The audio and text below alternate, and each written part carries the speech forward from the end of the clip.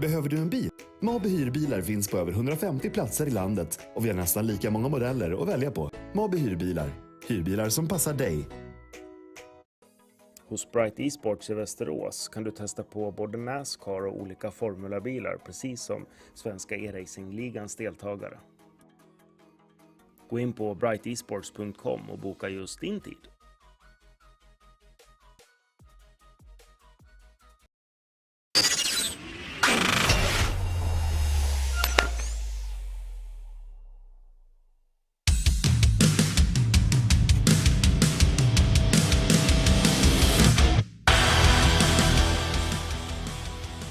From Florida to the Midwest, we move to Kansas, and of course, the second round of the Bohlin Svenska Eracingligan for 2023-24. We had a massively exciting race at Daytona a couple of weeks ago, where in the end we saw Blix taking the victory, and of course the championship lead along with that. It's going to be a long run between now and February, where we get to the end of the regular season, but as ever, the races will continue for tonight's Polski Logistics 350. Myself, Cameron Roger, and Dylan Coyle on the commentary. In Kansas, and it's going to be a fun show. This mile-and-a-half track has a lot of characteristics that are not like most cookie cutters in the NASCAR circuit. You can run up high against the wall, you can run down low, you can run middle grooves, really you can run anywhere at this track in Kansas City, Kansas, and it leads to a lot of fun. And hey, if you're a fan of shopping, if you're a fan of soccer, you can do all of that, or Cam, I'm sorry, football. And probably for everyone watching from Sweden, some variation of football. The Sporting KC of MLS plays right across the street from Kansas Speedway. Yeah, it's going to be an exciting season. Here is the schedule, as we mentioned, starting in Daytona, moving to Kansas, and all the way through to Talladega on the 29th of February, where we end the regular season before moving to, of course, the playoffs, the round of 15, the round of 10, and then the final at Homestead, Miami, already in May 2024. So we have quite a long season, 8 months ahead of us, and a lot of action coming your way. 145 laps tonight for the Polski Logistics 350. And Dylan, when we get to qualifying, as ever, what you're saying about the sort of different lines and that, how is that going to affect the qualifying performance as well? Obviously in Daytona, you know, flat out super speedway, everyone keeping the pin to throttle. When you come to these sort of 1.5 miles, of course you add a little bit of maybe lifting off, braking into that driving style, your line is going to be even more important. Yeah, very important, and it's actually interesting to see so many drivers sticking it up close up against the wall here in qualifying. Typically, at least from real-world experience, you want to try and go as low to the apex, to the white line as possible, going through the corners. To do that, as you see Linus there, always fun to talk with him. to do that, when you get close to that white line, you will use more of the tires up, but you will go faster, at least for a moment. The high line is definitely, it comes into play later in the race, typically, when the track is not as gripped up, or when it is more gripped up, when it is tighter, you can run up against that higher wall. A lot of variations of the lines, which is definitely interesting to see. As Daniel Holmer is running up against the wall. You hear it coming out of the throttle just a little bit. Very curious, though, to see some of these lines, some of the decisions, and there's a lot of fast cars in this race, though. A lot of closely contested times here. I'm excited for this one. Yeah, it's looking good. Just 0.02 of a second separating Helmbro, Brustrom and Ericsson at the top of the field so far. But as ever, they do have a couple of laps to do, so let's see if anyone can get in a last-minute lap. Here's Holmer, currently 29th in the standings in his 79 machine, but just warming up for a fast lap. He is currently third in the championship after that podium last time out. In Daytona, he'll be wanting to continue from that, but as ever, it's difficult to be consistent up the front of all the races in the championship, but generally that is how you will get to the top. Marcus Hardman as well, he was looking very strong in the latter stages back at Daytona, but number 12 comes to the low line, of course, under the apron, trying to set some time, but not up inside that top 10 as it stands. Yeah, not inside that top 10. Get a look at that 12 machine, the orange and the black. Very nice as we move into the fall season. October and Halloween's just a month and a half away, so definitely is going to work out there. But just under a minute to go here in qualifying right now, and we'll see what this time across the line will be. If Ericsson is able to break into the top 10, does not appear that he will be able to, so he'll keep it going. I think he's got one more lap to go. He'll get that last lap time in as well. 33 drivers have set lap times so far, and we've got 36 in the field. Like a full Cup Series race. Love it. Yeah, one more time. Absolutely going to be carnage potentially, and in the first few laps as everyone tries to work themselves out into a position. Is Ericsson there, 33rd place, so he is down towards the back. In P10 so far, we've got the number 1 machine of Gunnarsson, of course, reigning champion, having not the best start to the season last time. He's joined 11th in the points standings. He'll be wanting to, of course, do his best, but as qualifying comes to an end, it looks like it's going to be Helmbro starting up towards the front of the field for the Polski Logistics 350. It's going to be an awesome, an awesome race, and let's see the grid for this one. Helmbro takes it with a 30.968, but the gaps were close behind. Linus Brustrom in the 71 machine on the front row of the grid there for Bright Esports. On the second row, we've got Ericsson and Aronson setting a late time there to get up to the second row. Schott and Fredriksson round out your top 6. We keep it going down the lineup. Tony Uvenin is going to be in 7th, with Kenneth Ter in 8th. Eric Lundenberg in P9, and rounding out the top 10 is Jonas Gunnarsson in 10th. Anton Brottberg in 11th, and Marcus Hagman in 12th. Fagrel here in 13th place, with Lindoff in 14th. Of course, these drivers just still within a couple of tenths of the front row. Orman and Alexander there on your 8th row, with Dan Holmer in 17th and Daniel Sola also up there in the championship in 18th place. Eric Blixt is going to be in 19th, right in the middle of the field, with Vilda Wallin in 20th, Anton Ullman in 21st, with Michael Haflitzen, in 22nd, Jonas Skolglin in 23rd, and Ali Zacherson in 24th. And on to the final couple of rows of the grid. We've got Broberg in 25th place, with the other Brustrom, the father of Linus, on that front row. The number 41 machine starts 26th place. Johansson is in 27th, with Philip Bjork in 28th place. Koltanov is in 29th place, with Jonas Fors in 30th. And continuing down with the final 6 drivers in the field. In 31st, it is August Johansson and Kim Nielholm, in 32nd. Robert Eriksson in 33rd. And the last driver to set time is Philip Broberg in 34th. Robert Erling and Lucas Holmeren in 35th and 36th did not set a time. And that is your starting lineup for this 350-kilometer race. Looking forward to it. Gonna be exciting. And look at the track conditions. Not too hot, actually.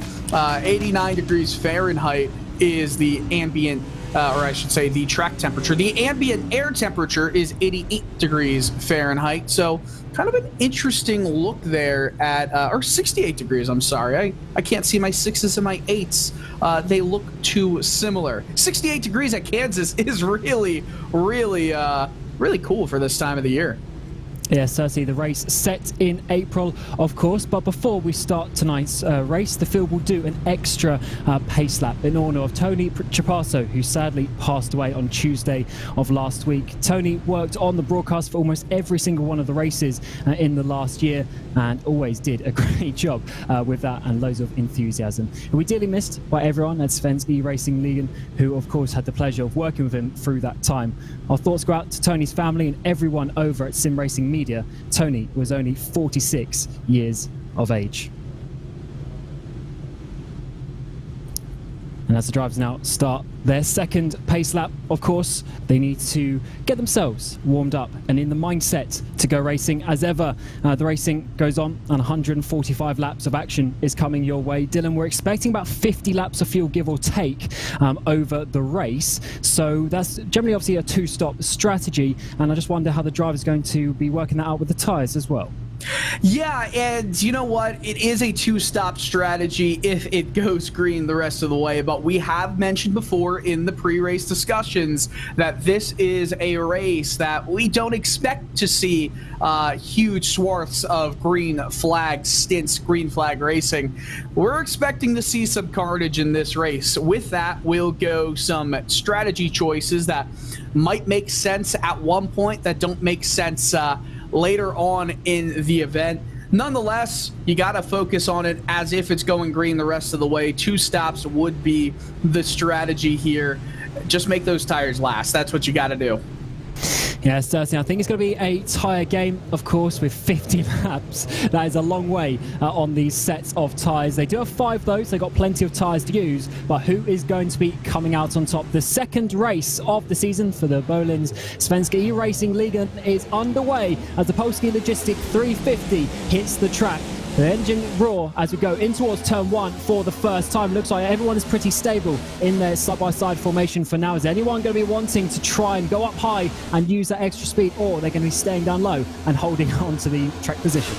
Already some cars going 3 wide through turns 1 and 2. We keep it steady, we keep it clean, and we keep it green, at least heading into 3 and 4. Slower cars up top. Some are diving down to the bottom to try and get the moves done as quickly as possible. Big run from Erlson from the number 24 car on the outside, trying to compete for second.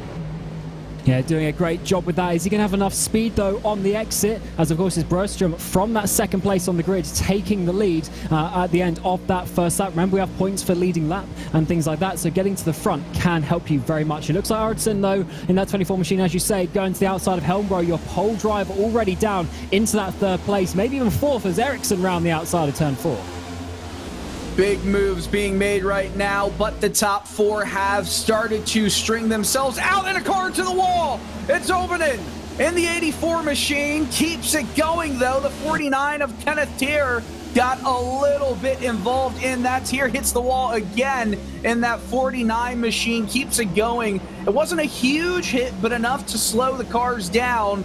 It could have been way worse. Certainly good. I was expecting to see the first wreck of the day, but everyone seems to keep it in line, keep checked up, which is very nice indeed, as the front few are starting to stretch out, actually. Brostrom's really starting to take a lead towards the front, as everyone, of course, is trying to work themselves into a rhythm and get going. It is a little bit more difficult to do at some stages, especially in the early parts of the race. You try and get your car in the window as moves are being made further back. Gunnarsson, the number 1 machine, goes up to P7. Yeah, Gunnarsson's going to try and take that momentum. He gets on the outside, going to be followed by the 8 of Henrik Lindolf.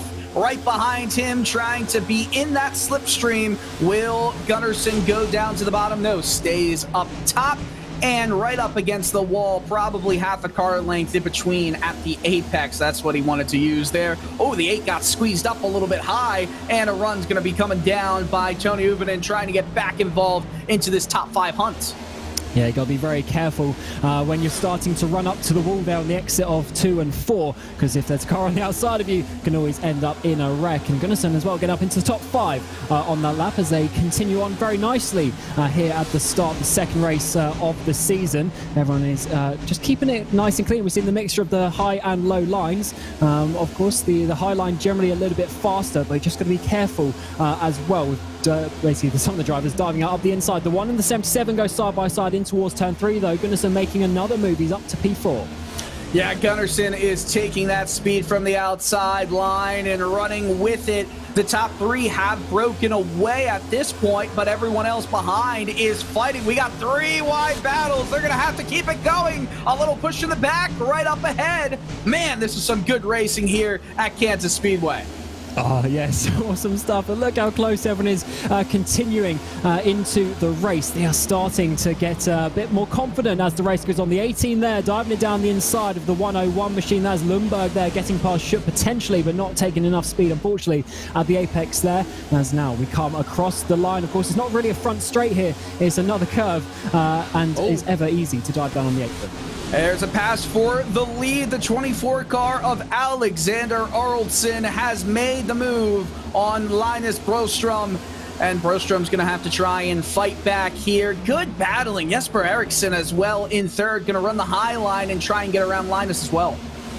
Yeah, awesome stuff there. 24 machine has been looking racy, and here is Linus on screen. Of course, his birthday today, so he'll be wanting to get back up onto the podium. Looks very calm as it stands. He's got Eriksson coming to his outside through the tri-oval in towards turn 1 now. Almost 3 wide between all of them. The 37 round the outside it's going to be. Can he potentially take the lead onto this back straight? Linus sees that run and tries to follow him in the draft down the back straight, but the 24 covers him off. Yeah, 24 covered him off there well, but Brostrom is going to have this run around the outside, has momentum here. Track not too hot, so it's not going to slip and slide those Goodyear tires too much. He makes the move, gets back into second place. Jesper Eriksson leads that lap. From third, he started. Brostrom right where he started in second. You see the cams right there, Eriksson, Brostrom. Very focused, very energetic, and it's actually interesting to see some drivers opting to use actual shifters instead of just the paddle shifters on the back like Brostrom you see right now. These cars are 5th gear cars. You can run them 4th, 5th gear. It used to be with the older NASCAR Cup Series cars and it was just 4 gears. Now it's just sequential shifting. It's really interesting how these cars have changed. The next gen NASCAR cars, the Gen 7 cars, as this whole hornet's nest is just fighting for every inch that they can get on the track. This race has been going really clean for the most part. We love to see that as a car gets into the wall. Was that Overton again?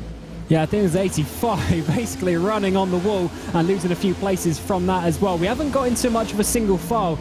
Still some drivers trying to go on that inside line there, here in towards turn number 1. Cars going all over the track. 77, that's Helmbro, your pole sitter, just dropping down. Safadarson gets past in the 81 machine up there for 8th place, as the racing has been very clean, very aggressive so far. 3 wide in towards turn number 3, as the drivers still trying to find their way past. That's Helmbro going even further back now.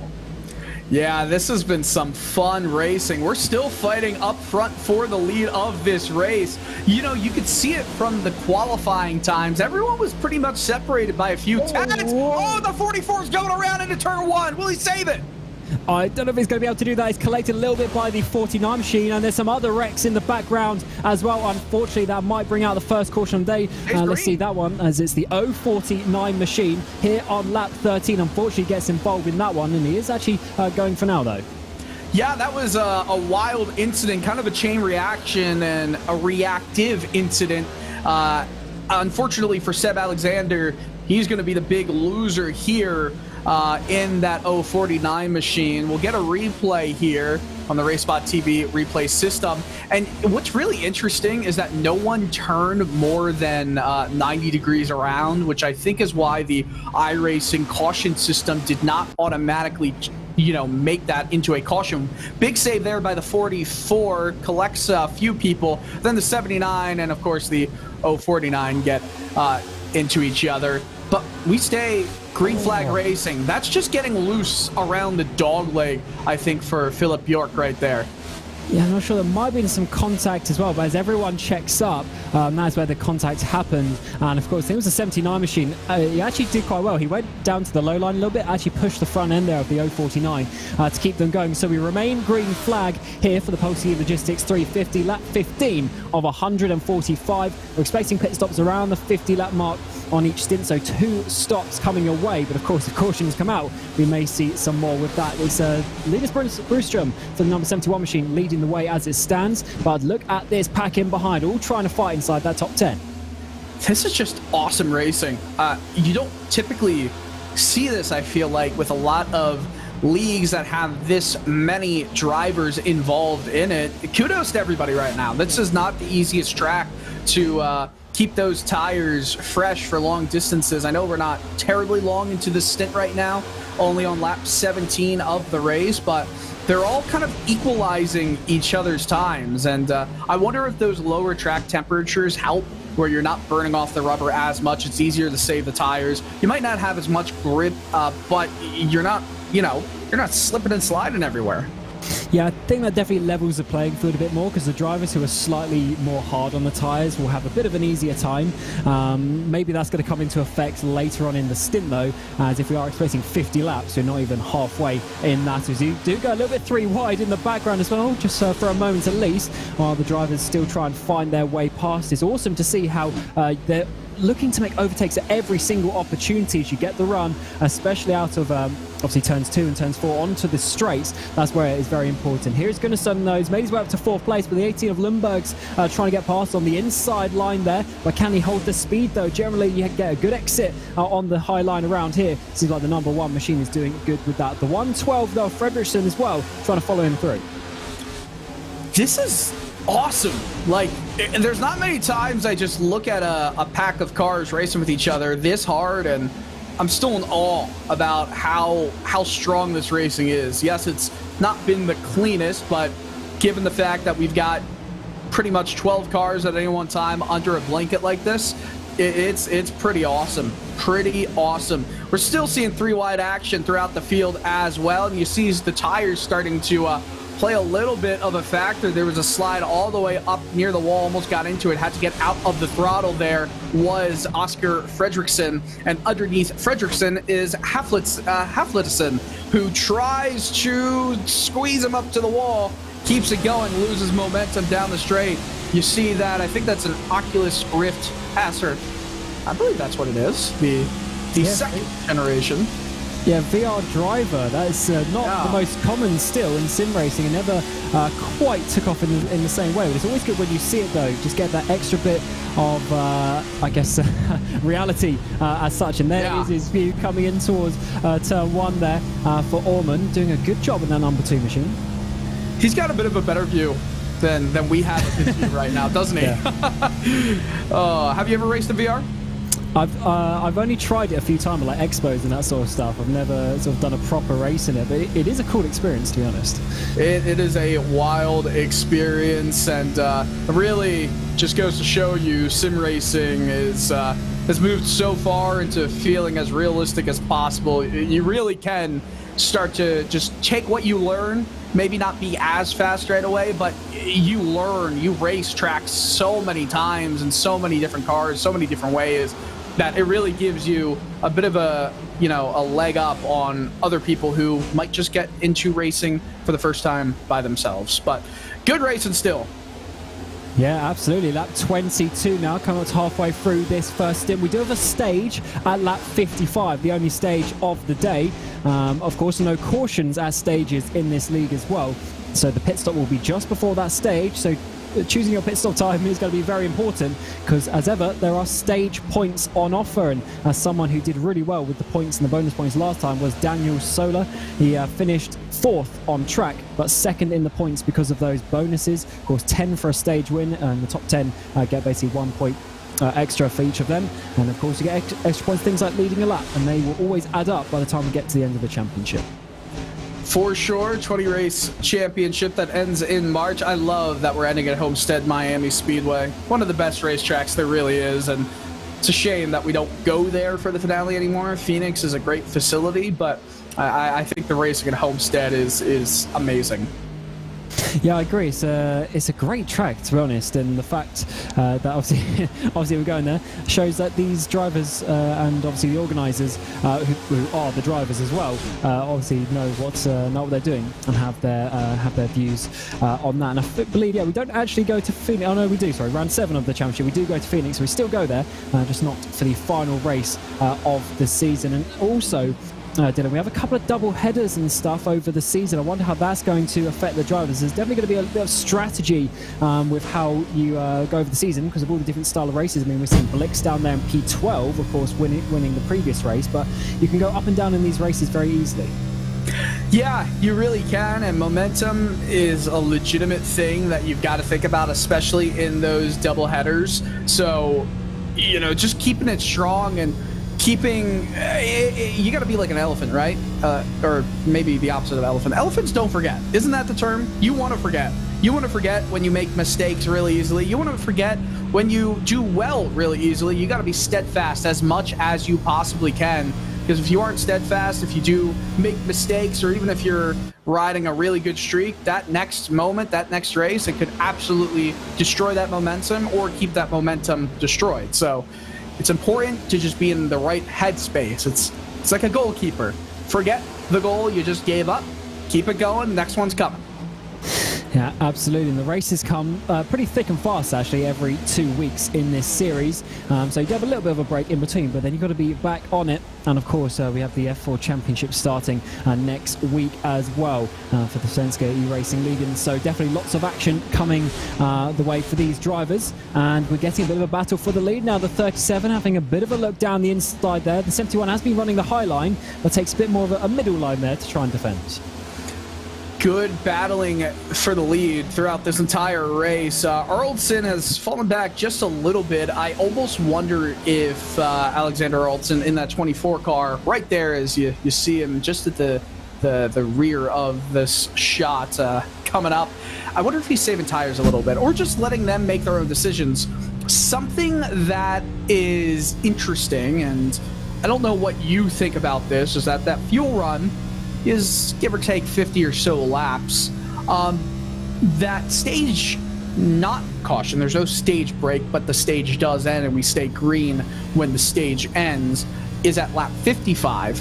Do you see anybody trying to leg it out until 55 and potentially hurt their post-stage end finish?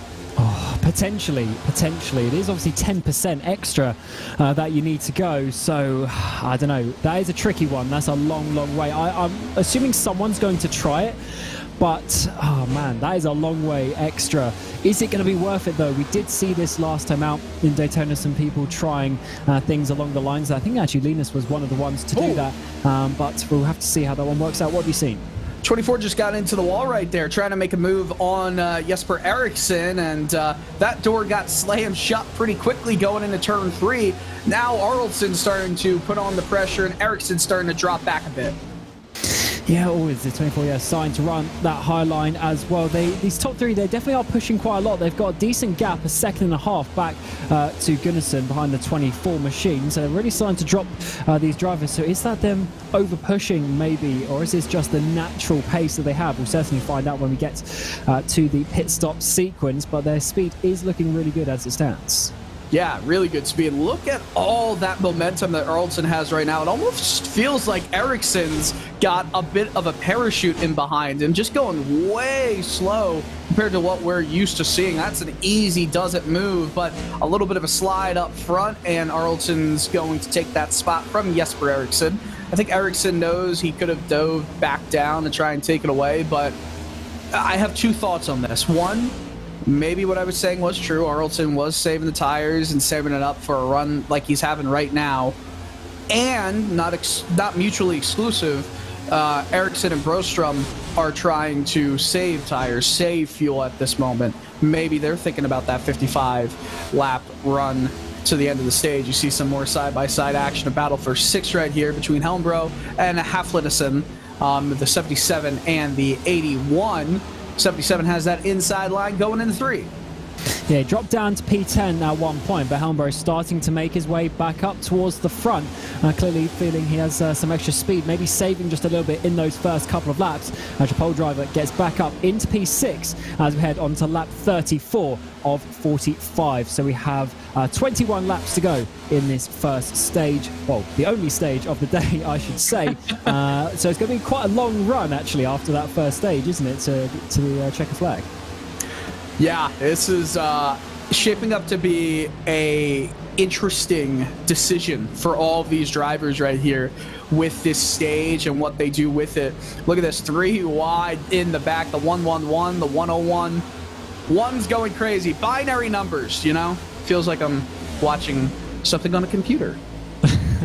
The 6 drivers there all battling for position, of course, trying to find their place on the track, because sometimes it can be a bit frustrating when you're sat behind a driver and you know you're a little bit faster, but it is difficult to, of course, pull away and such, and obviously find those overtakes. We are seeing, of course, that mixture of the high, the medium and the low line there between the 6 drivers, just trying to find their place on the track as they battle just outside of the top 10, of course. And these positions will be ever important the later we go, if it stays green flag, because, of course, the gaps will just get bigger and bigger to the cars ahead.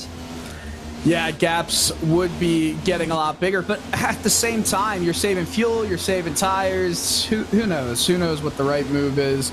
I do know that there's a bunch of Hornets all trying to find their nest, and I think they're pretty mad at each other, and I'd say there's a lot of great battles. I mean, there's cars around each other all on track. This is what happens when you have leagues with 36 cars, 36 entries into each race. I mean, that's basically the absolute minimum number. That's not basically, it is the absolute minimum number for a Cup Series race to have points awarded for it. 36 charter Cup cars, and you need 36 of them to make it an official race in the actual NASCAR Cup Series. So it's nice to see.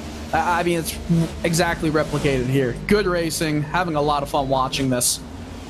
Yeah, it's been a great race so far. Of course, we've been green for the opening 37 laps of the Polski Logistics 350, second round of the season, and it's proving to be a great race so far. And of course, the drivers putting themselves in a good position to make some moves and make some strategy calls a bit later on in the race. We're too wide, as we're almost too wide twice. There, coming onto the back straight, we've got Zacherson coming into the pit lane. That's an early stop there. Wonder if that's for some damage or if that's trying to be a bit special with the strategy towards the end of the race and just avoiding these stage points for now.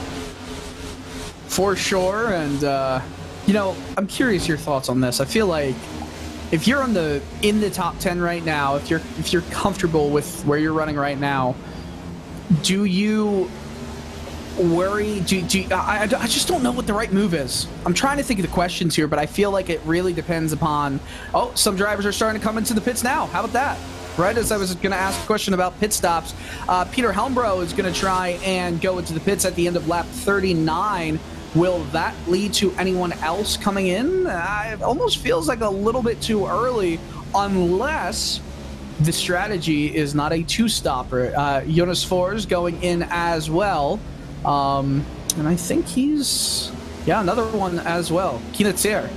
That's it. Yeah, interesting one, because from here they're going to have 2 full fuel tanks basically to the end. They have to do some fuel saving from now to the end of the race to do those 106 laps. It will be including the outlap as you get a battle for the lead. The 24 got to the lead a few laps ago, but now the 71 of Broström is trying to get back up the inside, down that back stretch, but the 24 should have the run on that higher line. But Lena's still looking very calm there. Now it's decision time. They've got some big gaps in behind them as loads of drivers starting to come into the pit lane. Is this the drivers starting to bail? They're starting to realise we're not going to get those stage points to staying green. Let's pit now and focus later in the race. But obviously these drivers at the front, they're going to want to stay out and see what they can do for this stage specifically. Yeah, partially I think that for sure. I feel like the earlier you know what the right move is, as we see Arlsson take that lead away for the time being from Linus Broström. I think for the time being, if you know you're not going to make it to lap 55, which for the most part we know these drivers probably won't, then it's a smart idea to head into the pits earlier. My only concern is that with such a long distance, we still have 10 or so laps before we start to see, you know, those fuel tanks run out. There's a lot of potential for an incident to happen, and all those drivers that came into the pits when they did, you know, Peter Helmbro, for example, he was running in the top 10 easily. Well, he would be trapped a lap down. Yes, he'd take the wave around if caution came out and everyone else in front of him pitted, which they would. But he'd still be at the very tail end with all the other drivers taking the wave around. So that would effectively be a race-defining moment and just something you can't really do anything about. Pros and cons. Yeah, I wonder if there's some sort of undercut or something going for these drivers, though, because we are told that lap times drop to about 2.5 seconds off the fastest lap. So if there's obviously 10 laps at that speed, there's almost 20 seconds, which is quite major. So I wonder if we're going to be seeing something like that, because realistically, everyone is going to have to pit before the stage unless they want to do mega fuel saving. We haven't seen anyone go slow enough, I would say, to warrant that so far. So if everyone's stopping, maybe the early stop is going to work out. But of course, you struggle a bit later in the race. So as you say, you have to give and take around here. As we still stay green, lap 45, 100 laps to go already, almost a third of the way through this race so far. Well, Helmbro lost around 7/10 at the end of his 39-lap stint there on the same 4 tires. As right behind this battle, we've got cars going almost 4 wide, car into the wall. That's Jesper Orman. I think he's taken it into the pits as well. So could have been bad there if he didn't get that car slowed down. I don't think he's going to have really any damage. That's an interesting way to slow yourself down for sure. Yeah, definitely has some scuffs there on that side, but should be all good later on further into the race, as we are very quickly approaching that lap 50, which is when we're expecting a lot of the drivers to start coming in sort of for the maximum stint time. Then, of course, a few drivers may stay out if they want to be saving a bit of fuel. Right side tyres there for the number 2 machine. As ever, they do have 5 sets of tyres, so they do have plenty. I've just got to make sure you're using them at the correct time, especially if we do see some cautions later on in the race. But the battles continue up towards the front as ever. We've got the 81 machine of Hafnadarsson there, got the 49 is a lap down in behind. Then we have the 95, that's Blix. We haven't really spoken much about him in this race, but he is the winner from the previous race, leading the championship. Yeah, Blix just got into the wall a little bit on the exit of 2, and he keeps it going as we see more drivers heading into the pits, taking 4 sets, or a fresh set of 4 tires there.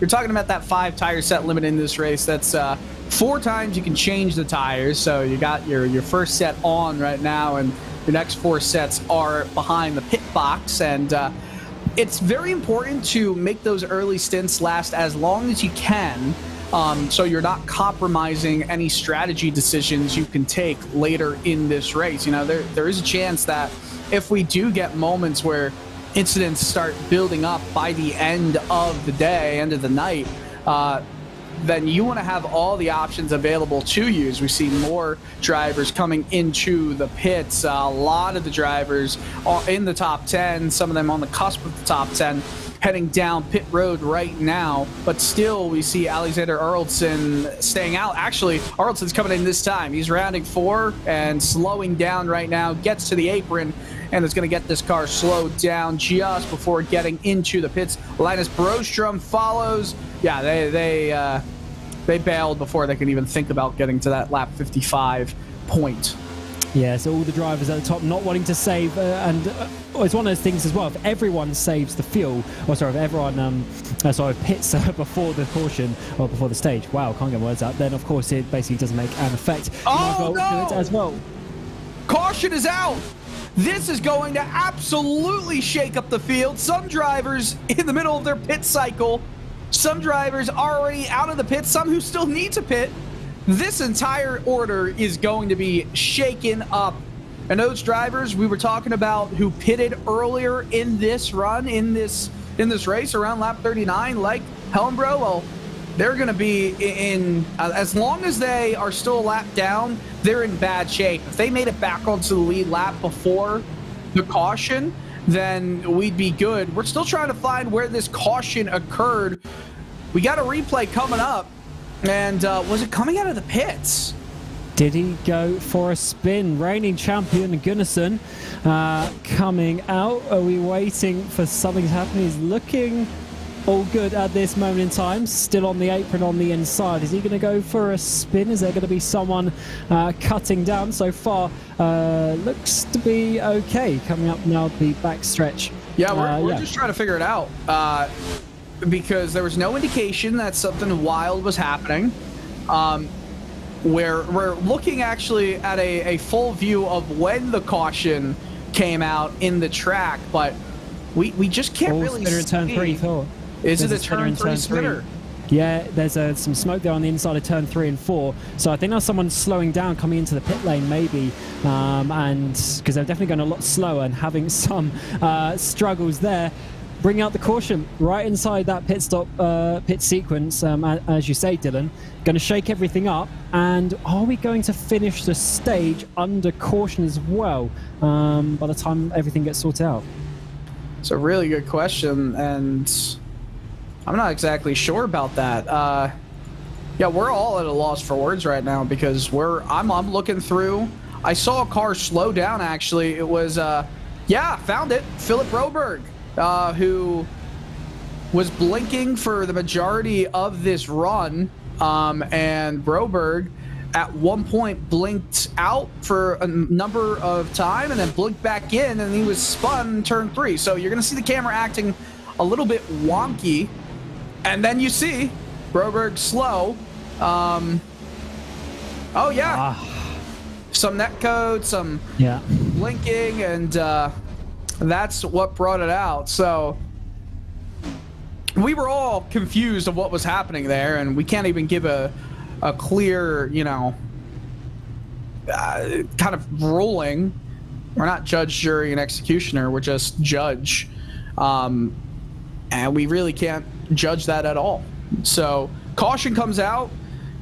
A lot of our software didn't even recognize that as an incident, but hey, we're under yellow and this shakes up the field. I think we're going to see some fun runs going through this field. Yeah, it certainly is going to change the order. We were looking so good, we were looking so calm for those first 50 laps, but then as we hit lap 50, that is where the caution came out.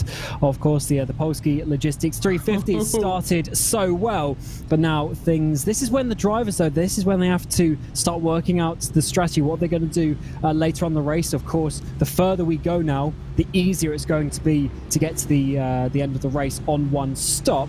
But then where you choose that stop, as ever, is going to be important.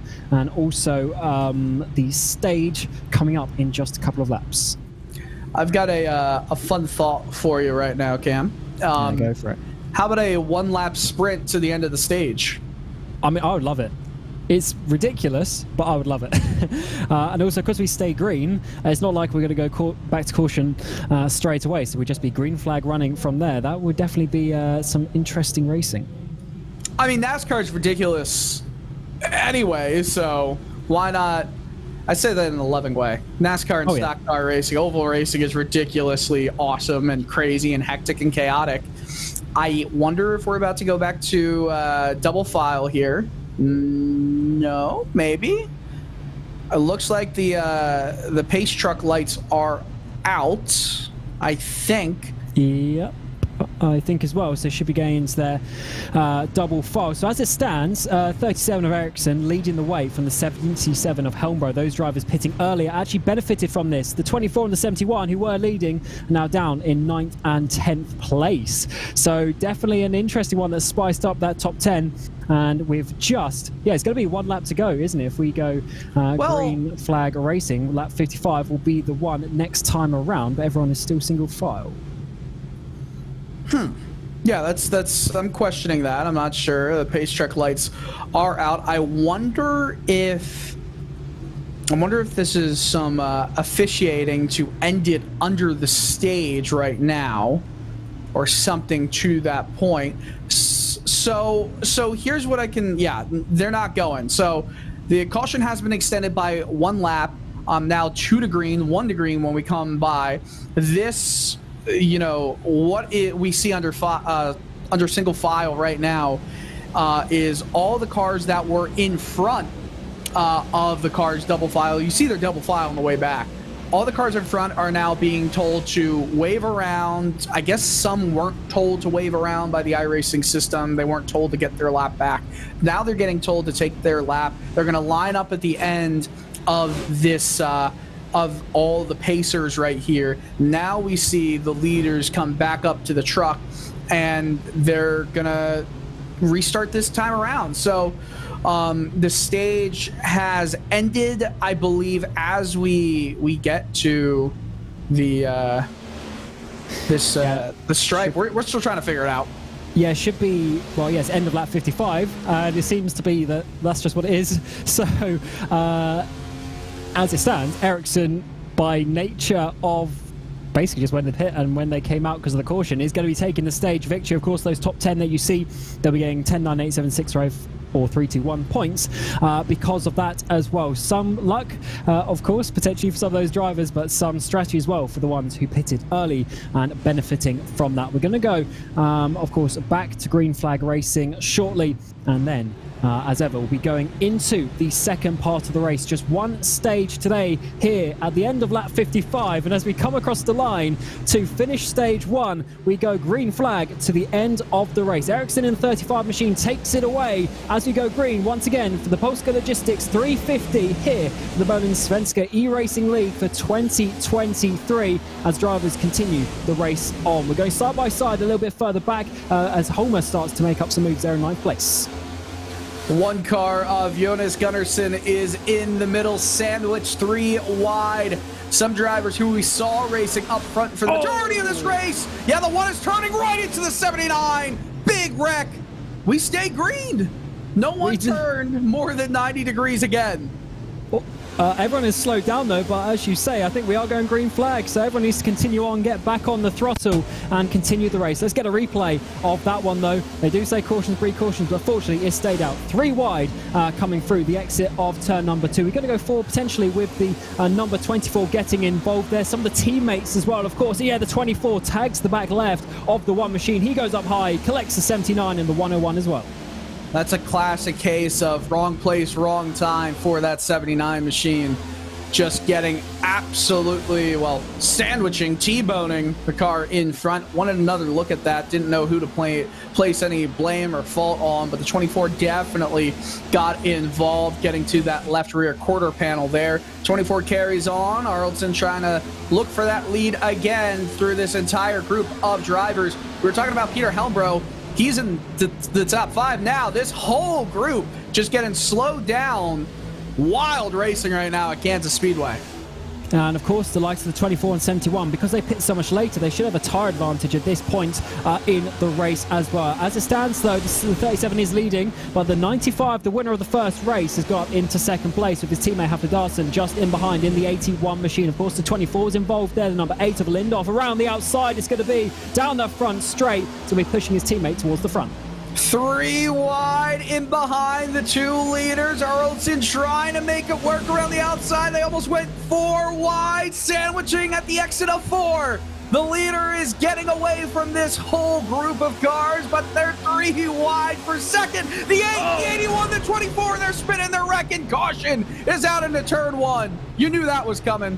Yeah, I saw that aggressive driving between the pair of them. And as you say, second caution of the night is possibly lucky it's only the second one with some other spins in there as the 8 tries to get it back going as we go up the banking there in towards turn 1. Let's see this once again. 3 wide it's going to be as we come out over the stripe. We've got the 95 there, some contact as well potentially with them trying to push his teammate. But the 81 just comes massively to the right. I don't know why he covered that one off so much, but yeah, just obviously didn't continue turning left, came massively hard to the right, contact with the 8, and they're into the wall. Yeah, that was a pretty massive incident right there, and it almost feels like the 81, yeah, he didn't give enough room, but he came way up, never stopped going up. I think he expected the 8 machine of Lindolf to just go up, give a little bit of room, maybe didn't understand that they were going 3 wide. And Cam, like you just wrote, it was very calm for 45 laps. No, it's not. Yeah. Cautions do breed cautions, as you say. You know, they're outside of turn 2 is the Hollywood Casino here at Kansas Speedway. And if you were a betting man, I would say you should go there and bet that there's going to be more cautions at this point. Absolutely, and let's see how this one goes. But as ever with the cautions, good time to get some messages from our sponsors, and we'll be back in a few minutes to continue the Polski Logistics 350.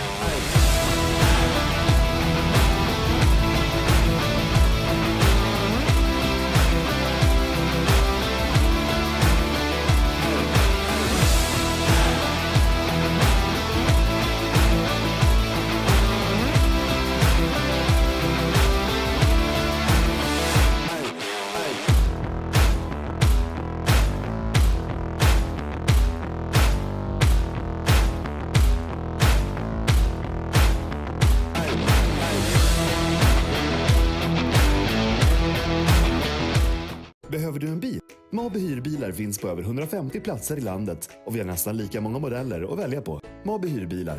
Hyrbilar som passar dig. Hos Bright Esports i Västerås kan du testa på både Nascar och olika formulabilar precis som Svenska Eracingligan's deltagare. Gå in på brightesports.com och boka just din tid.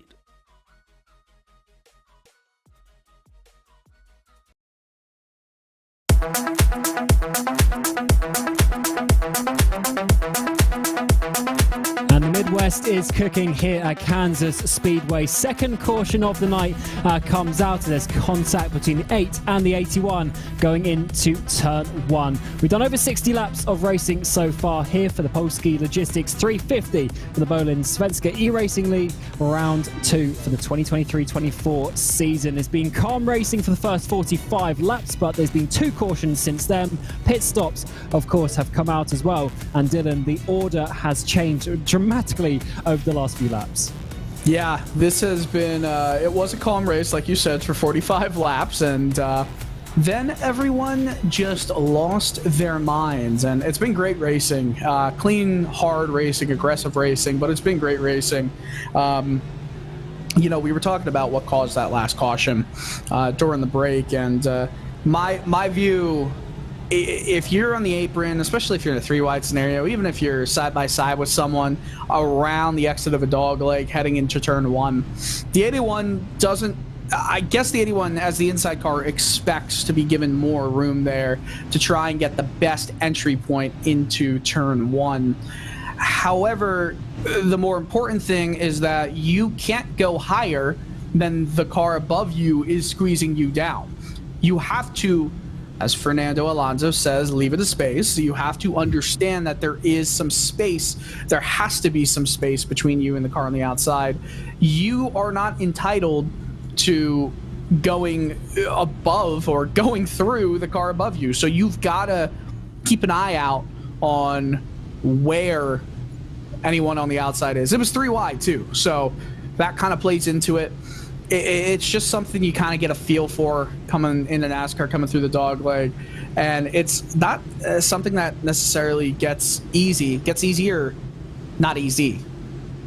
Absolutely. As the pace truck comes in, we're going to go back to green flag racing. Lap 65 it'll be of 145 here for the Polski Logistics 350. Ericsson takes it away as we go green flag racing once again as we continue into this next part of the race. Eracingligan and Blix battle it side by side in towards turn number 2. Of course, the two lines try and find their way through as we don't be seeing any more aggressive driving or cautions at this point as the racing's been very good so far. Onto the back straight they go. Two lines continue. Everyone's still making it through the first lap. Back under green here, but we do have side-by-side battling for the lead of this race. Jesper Eriksson is going to pull out in front, leads this lap under green with Arlsson right behind, just 0.02 in front at the line of Eric Blix. Blix will move around the outside. He's found some speed for himself, takes the lead away, and he's leading on lap 66. Right now. Winner of the first race of the season goes back to the front this time around. He had a lot of control in that race, but has been having to come up from a bit of a disappointing qualifying this time around here at Kansas. As of course the drivers in behind now, they still try and want to find their way through. Got a mixture of tyre strategies, a mixture of fuel strategies as well, so look out for that later on. We're still expecting a pit stop, of course, for all of these drivers to the end, but at completely different times. There's a 71 of Brewstrom on that high line, leading the race for quite a while at the beginning of this race, but dropping down unfortunately now down into 5th place. Hardman there around the outside is going to be of Ericsson. The 24 as well goes all the way around the outside. The high line seems to be quick today. Yeah, Highline is very quick right now, and we still see a lot of battling 3 wide. It's what we love about Kansas Speedway, that progressive banking, which means that there is higher banking closer to the corners than there are at the apron. As Arlsson gets into the wall, that's going to slow him down and allow competitors to swing by him, including Linus Brostrom, who's back into the fight. That progressive banking means that a lot of cars are able to just go anywhere through the corners and still remain competitive. It kind of equalizes out, you know, that longer distance that you go up around the outside versus the shorter distance on the inside. But you also have to play with the fact that, hey, you got to turn the wheel a little bit more when you're down on the inside. It can be faster in some circumstances, but you don't get the momentum that you would have coming around the outside, as Arlsson with a very nasty block right there. Tried to swing up in front of the 13 of Salo, who has some fans in our comment section right now. Yeah, Solo sitting second in the point standings, trying to work his way up to his teammate, the number 95 machine. As of course, Brostrom, he's on those fresh tyres and he's using them to good effect. Now getting up into that 2nd place over the course of the last 3 laps or so, jumping up from about 7th to 2nd, and is looking very fast here today. So Solo on the outside trying to get around the 24. He does so after the 24 chopped him off in the same corner 1 lap ago. Look at that concentration there for Linus Brostrom, currently 2nd. He's been 2nd a lot this race. He hasn't led too many laps, but he's been in that top 3 for pretty much the majority of it. Marcus Hagman, currently the leader of this race in that number 12 Chevrolet Camaro ZL1 machine. Lots of Chevys and Fords lining the top 10, and honestly, in this race, there's a lot of Chevys and Fords. Yeah, there certainly is. It's of course a good thing to see loads of different manufacturers, but it definitely seems as Team Chevy is leading the way in this lead so far. So we're starting to get some breakaways up towards the front. That opens up the sort of opportunities a little bit for the guys in behind to start pushing and filling those gaps up towards the front. We're 2 wide coming through the tri-oval section. Of course, there's always opportunities to start making those battles. There's the red car of the 83 machine of Sugland. He's been on the lower parts of the pack so far, but jumping up into that P7 as it stands. Got a couple of drivers fighting up ahead of him, and Uvenen there in the 84 machine just sliding past the 24. I counted 4 Toyotas, by the way. Just 4. I do like Toyota, but I guess maybe they're not the fastest because some of the teams will just choose it because whichever car they feel most comfortable with, I guess. Yeah, but there is such a thing as some manufacturer synergy where you just kind of are attached to a specific manufacturer, whether it's because you like the driver that was in that car or the team or just like the shape of the nose or anything like that. I always grew up a Chevy guy, a fan of Jimmy Johnson when I was a kid, so Chevy always was the team I grew up watching and being a fan of, and would you look at that, I work for a Chevy team now. Certainly worked out well then for you. Of course, manufacturer's such a big talk as the number 1 of Gunnarsson in the pit lane there. Of course, was involved in one of the wrecks a little, or at least one of the spins a little bit earlier on. The race continues. Lap 74 of 145 it's going to be. So 70 laps to go in this race. Over half distance completed as the race continues on. We're still trying to go side by side. We haven't got into that single file formation so far as the drivers continue to go and try and find places to get further up. Because once again, we've seen a bit of a breakaway towards the front. It seems like there's a few drivers feeling fast, and it hasn't really turned into a pack race. Not that we were expecting one, but as ever, a few drivers standing out. I'm constantly shocked at this next-gen NASCAR Cup Series car, how strong, how tough it is. If you get into the wall, you get involved in an incident, you still keep moving. The 24 and the 81 were just involved in that heavy incident that brought out the caution last time, and that they're still staying in the top 10 or on the cusp of the top 10. Is right in front of them, actually. There was almost another incident in turn 1, but they're still moving. They're still going. That's actually been one of the criticisms, I guess you could say, of a safety aspect of the next gen car, where the car should be a little bit softer and absorb more kinetic energy to protect the driver. They've made a lot of strides this year in the 2023 NASCAR Cup Series season to do just that, such as softening some of the front clips as the 111 machine gets into the wall. You heard that one. Yeah, certainly did. Yeah, safety, of course, big focus of, well, just motorsport in general, actually. So we're going all the way down to the apron there on the back straight, trying to defend these positions. Look at all these cars in a line, or sort of in a line side by side, trying to find their positions. Awesome battling as we're now 69 or 68 to go in this race. 145 laps absolutely flying past here at Kansas, and the racing is continuing. Allman drops down to 7th place as the 83 goes past him. Uvenen starting to sort of look under threat, though actually Skoglund actually goes back down. Allman gets him back for that 6th place. Here is your view of your drivers for 2nd, 3rd and 4th. It's a little bit concerning. Jonas Gunnarsson, 10 laps down, is out on track. He's been getting into the wall and just kind of slow. And the leaders are trying to get by him right now, so hopefully everything goes well here. He keeps it high, gets out of the leader's way. The top 4 flies on by, so good on him. But you can see his speed difference is major. I wonder how much damage is in that number 1 machine, obviously involved, and some of the earlier messes, the earlier wrecks in this race. Yeah, I need to sort of familiarize myself with how long like the damage repairs would take and stuff like that, because obviously you just go so many laps down and it always isn't worth sort of continuing racing at that point. So that's why the drivers want to stay out. But unfortunately, if you're that slow, it's very difficult to continue on at some good speed. As ever, speed is what wins you the races, especially on these ovals that we are having in this championship. The speed is very, very important. As here is Broström still defending from the 95 and the 13 ahead. Does let Hagman take the lead by about a second now at the front in that 12 machine. Looking good there. Hagman 7th in the point standings. This will be a good jump up from him with the 3 drivers behind him all ahead in the championship.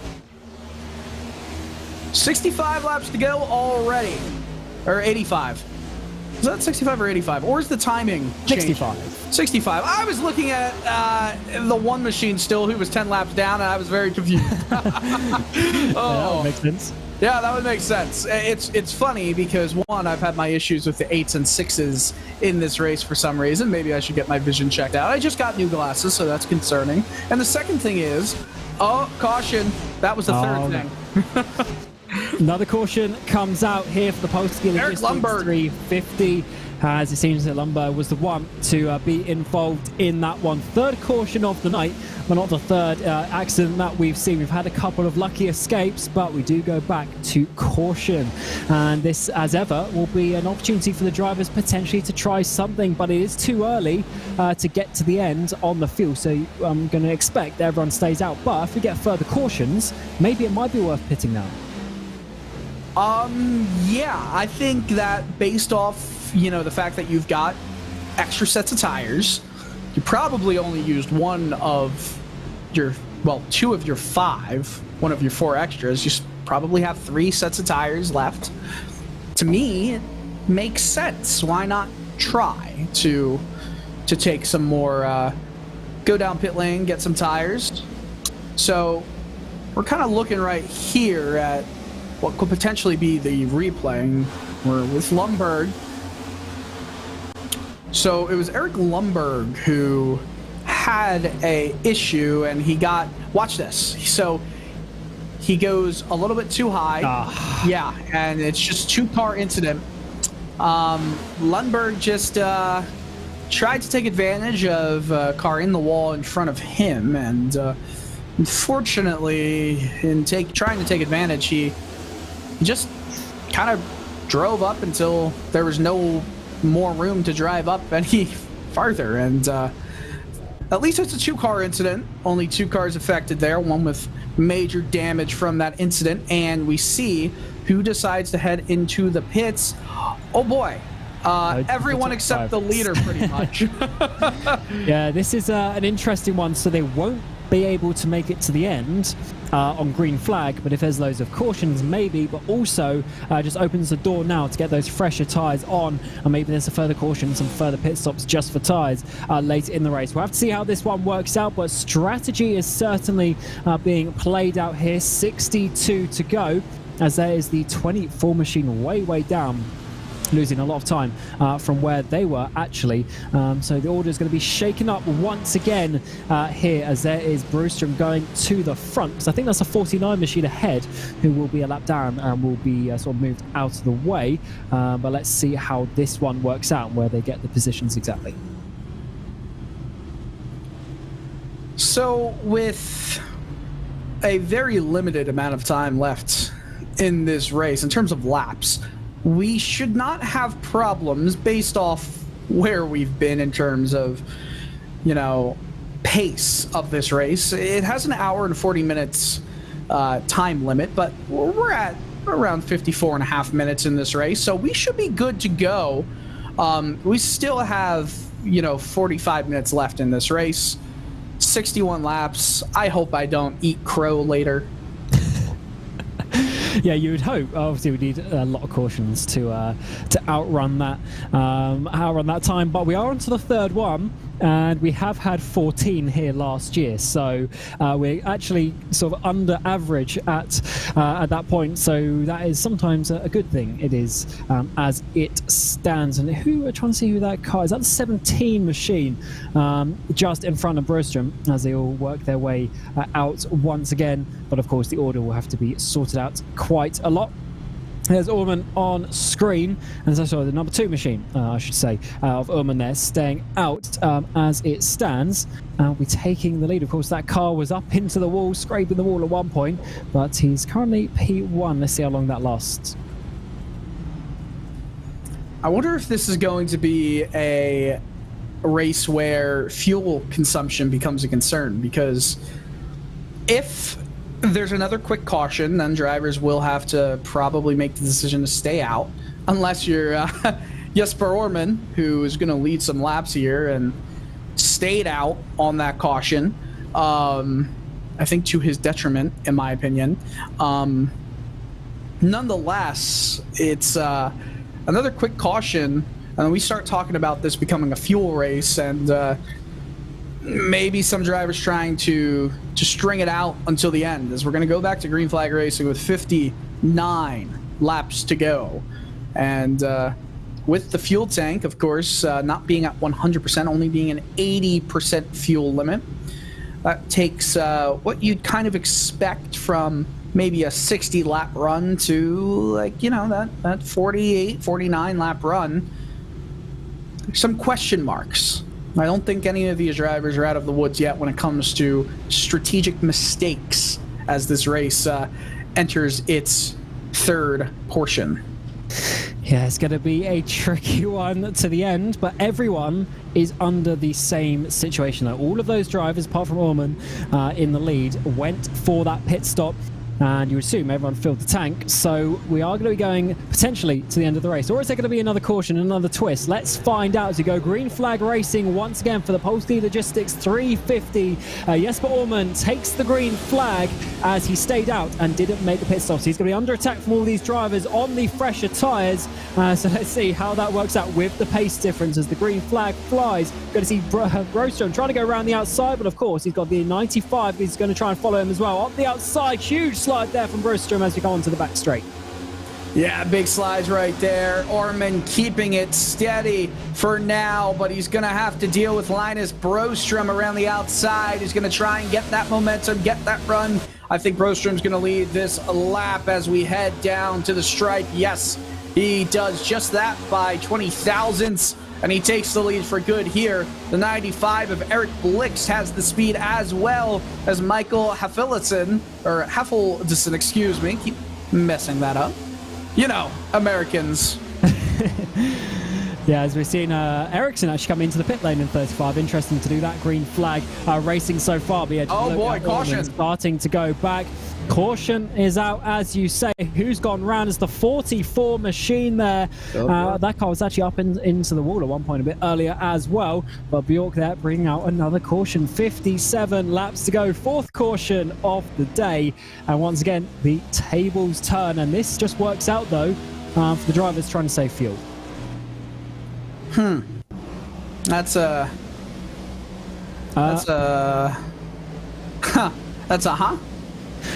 Sorry, I thought it was on pit exit there for some point because he spun again once he was on the apron. But how did he get to the apron? Oh, just losing the rear end, tries to save it, and actually, he did save it. He did. So that wasn't a caution. But there he goes for the spin, goes over that 90 degrees you're saying, and unfortunately gets and triggers the caution. But that's a weird one because he actually saved it the first time around. So it's actually, this is again part of the science of racing, and it applies to literally every racing series that works off of tires. When you slide it, those tires, that inner temperature heats up big time. It gets hot. You ever hear the saying lighting up the rears? Well, he not only lit up the rears, but he lit up the fronts as well, and those tires are going to be very sensitive and very delicate. So when you apply the throttle next, especially if you're in higher RPMs, higher revs, you got to be careful about the actual application of that throttle, because once you push it down, it's going to be a rough go if you're not expecting to have that car just kind of slide underneath you. Yeah, this track is not that hot. It's 84 degrees track surface. That's a pretty chilly track surface temperature.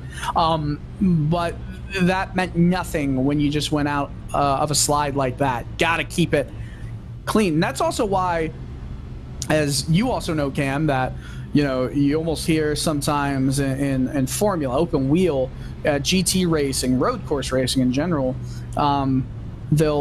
some drivers will back off for a little bit, try and get the tires cooled down before they go for another attack. So it's all about making sure you're remembering, what the capabilities of your car is at any given moment.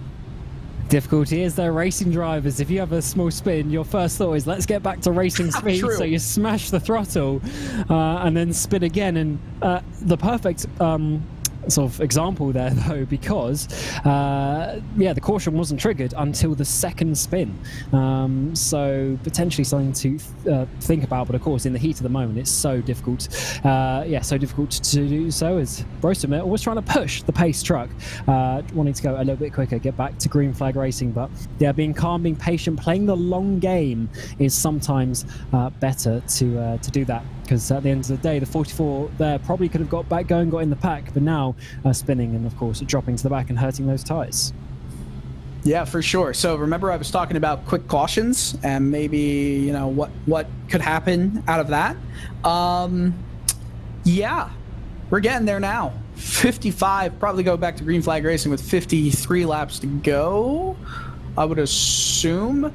So if that is the case, then, I mean, I don't know what to expect. I feel like, you know, one more caution and then we're definitely in fuel strategy mode.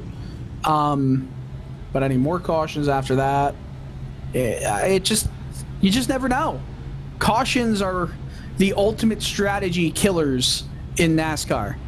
You just don't exactly know what you want to do and how it's going to shake out, how it's going to play out.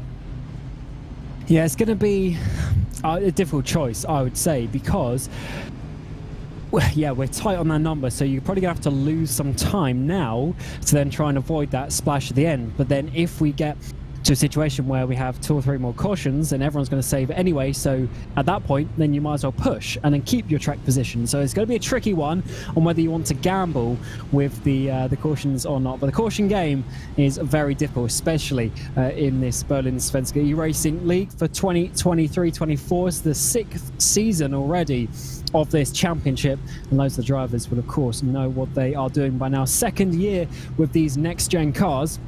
So yeah, definitely some knowledge is there to be had, but what risk do you want to take? The 71 and the 95 will be on the front row as we go green flag racing once again. 53 laps remain as we're getting very close to the 100 lap mark completed in this race. 2nd round of the season so far. The number 95 on the high line on that front row is leading the championship and wants to go for another victory here today. Are we going to go green to the end, or are there going to be more cautions? Let's find out as the Polska Logistics 350 gets underway.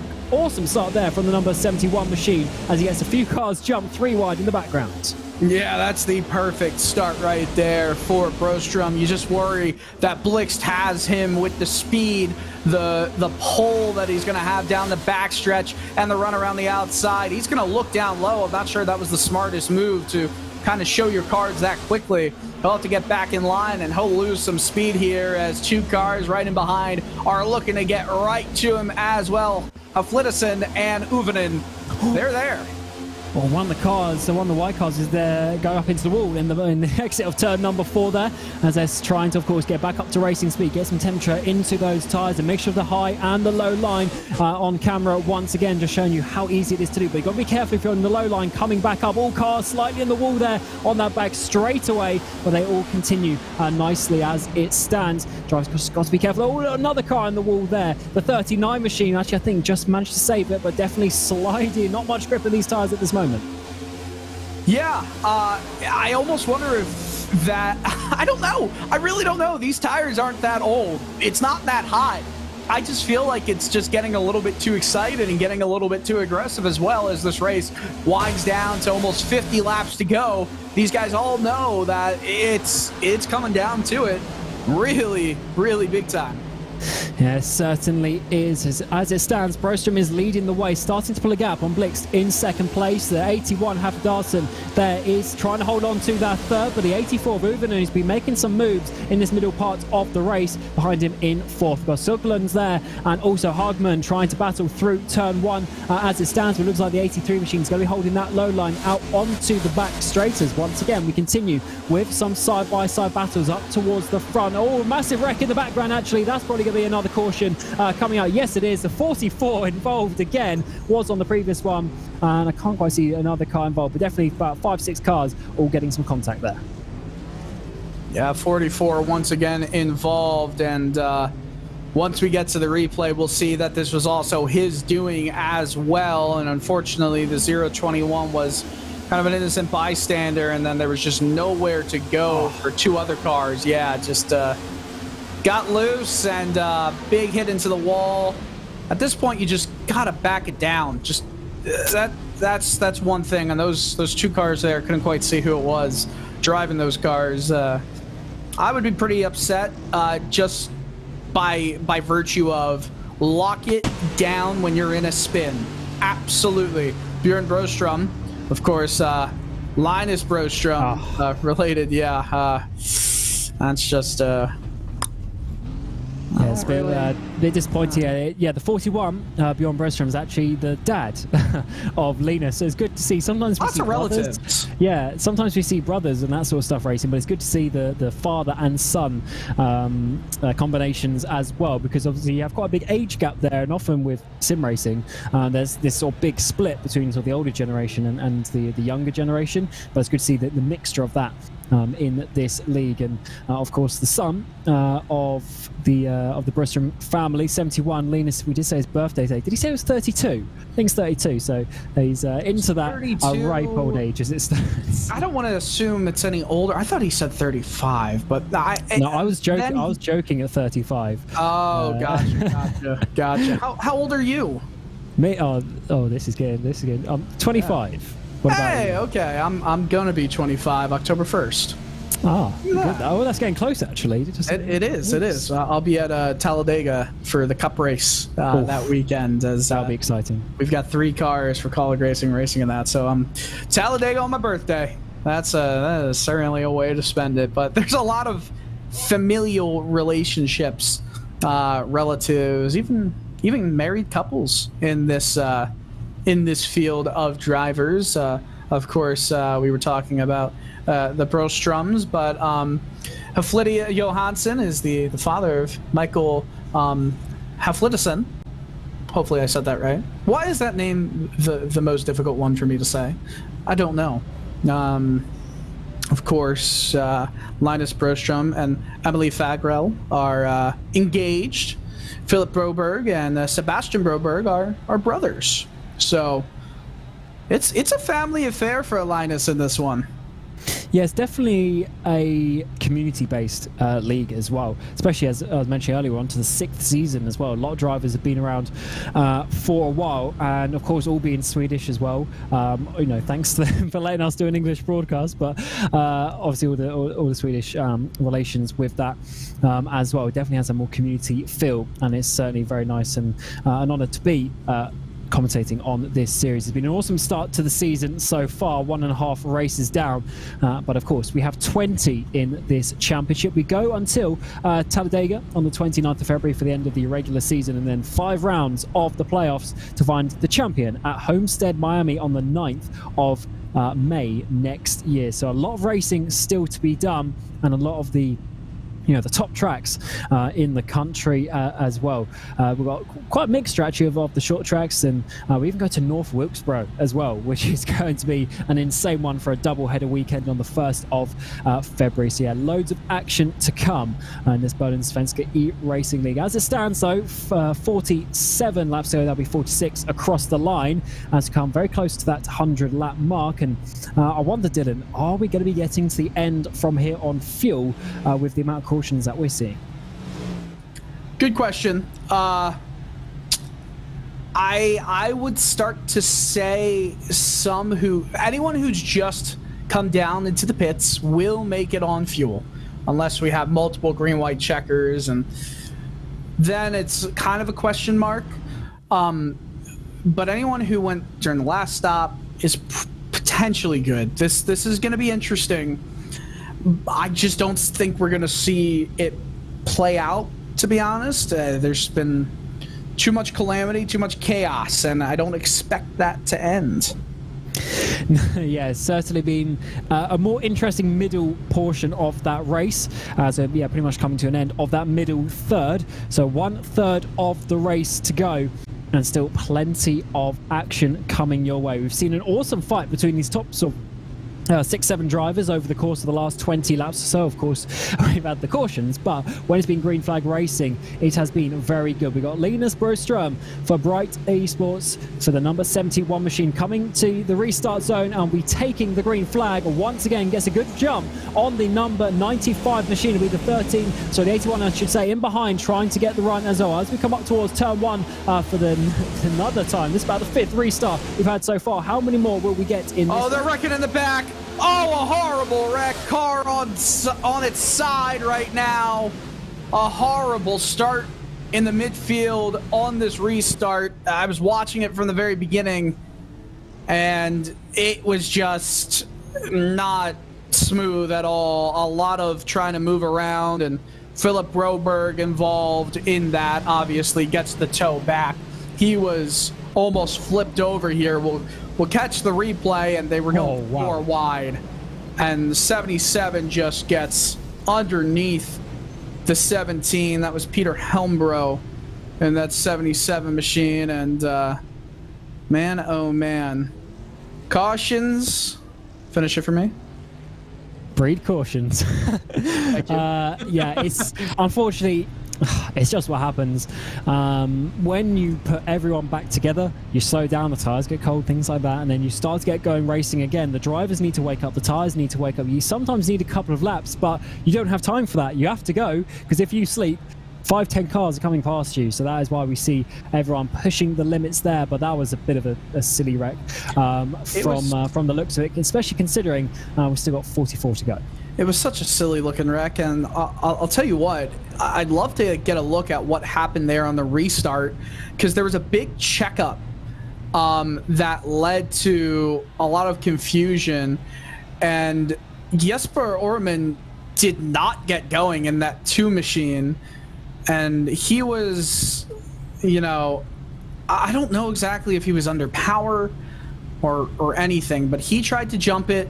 It stacked up like an accordion. Everyone else had to slow down so they wouldn't get black flagged for passing before the line. And it just led to faster cars trying to overtake quickly and chaos. So we love that. You know, it's really starting to smell like Kansas City smoked barbecue, which I know our producer Josh Lee had in the Kansas side of Kansas, as he made sure to very much make known on a Monday night Real Sim Racing broadcast on RaceSpotTV.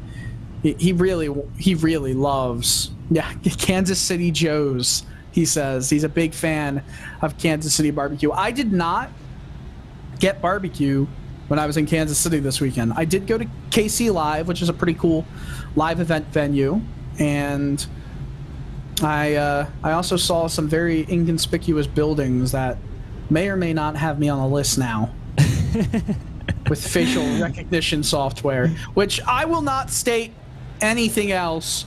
Look for yourself. Kansas City is wild, man. Yeah, I need to get out to that part of the world. I've been to America a couple of times, Vegas and Florida a couple of times as well. But yeah, definitely, you know, the Midwest and other states, there's a lot to be had. Yeah, out in America. Is Kansas, is that one you say that I should go to on the bucket list? Kansas City is a really beautiful city. It's mixed between Missouri and Kansas. It's legitimately in the middle of the city is you know, the border between 2 states. Very, very nice city, though. Very fun. KC Live is one of the coolest venues I've ever seen. It's kind of like this, you know, indoor/outdoor music venue with a bunch of different restaurants, bars, clubs that are right there, and that's really cool. I quite honestly enjoyed my time way more than I thought I would out in Kansas. Now, I don't know much about trying to drive around Kansas. I did that with the World of Outlaws last year. I went to a bunch of different races in smaller towns in Kansas, and it's a little boring, and that's putting it lightly. It's just a flat, you know, state, so you're driving through hundreds of miles of nothingness. But when you get to Kansas City, you'd enjoy that. I always have to say Philadelphia, because that's my hometown, and it's the best city on the planet.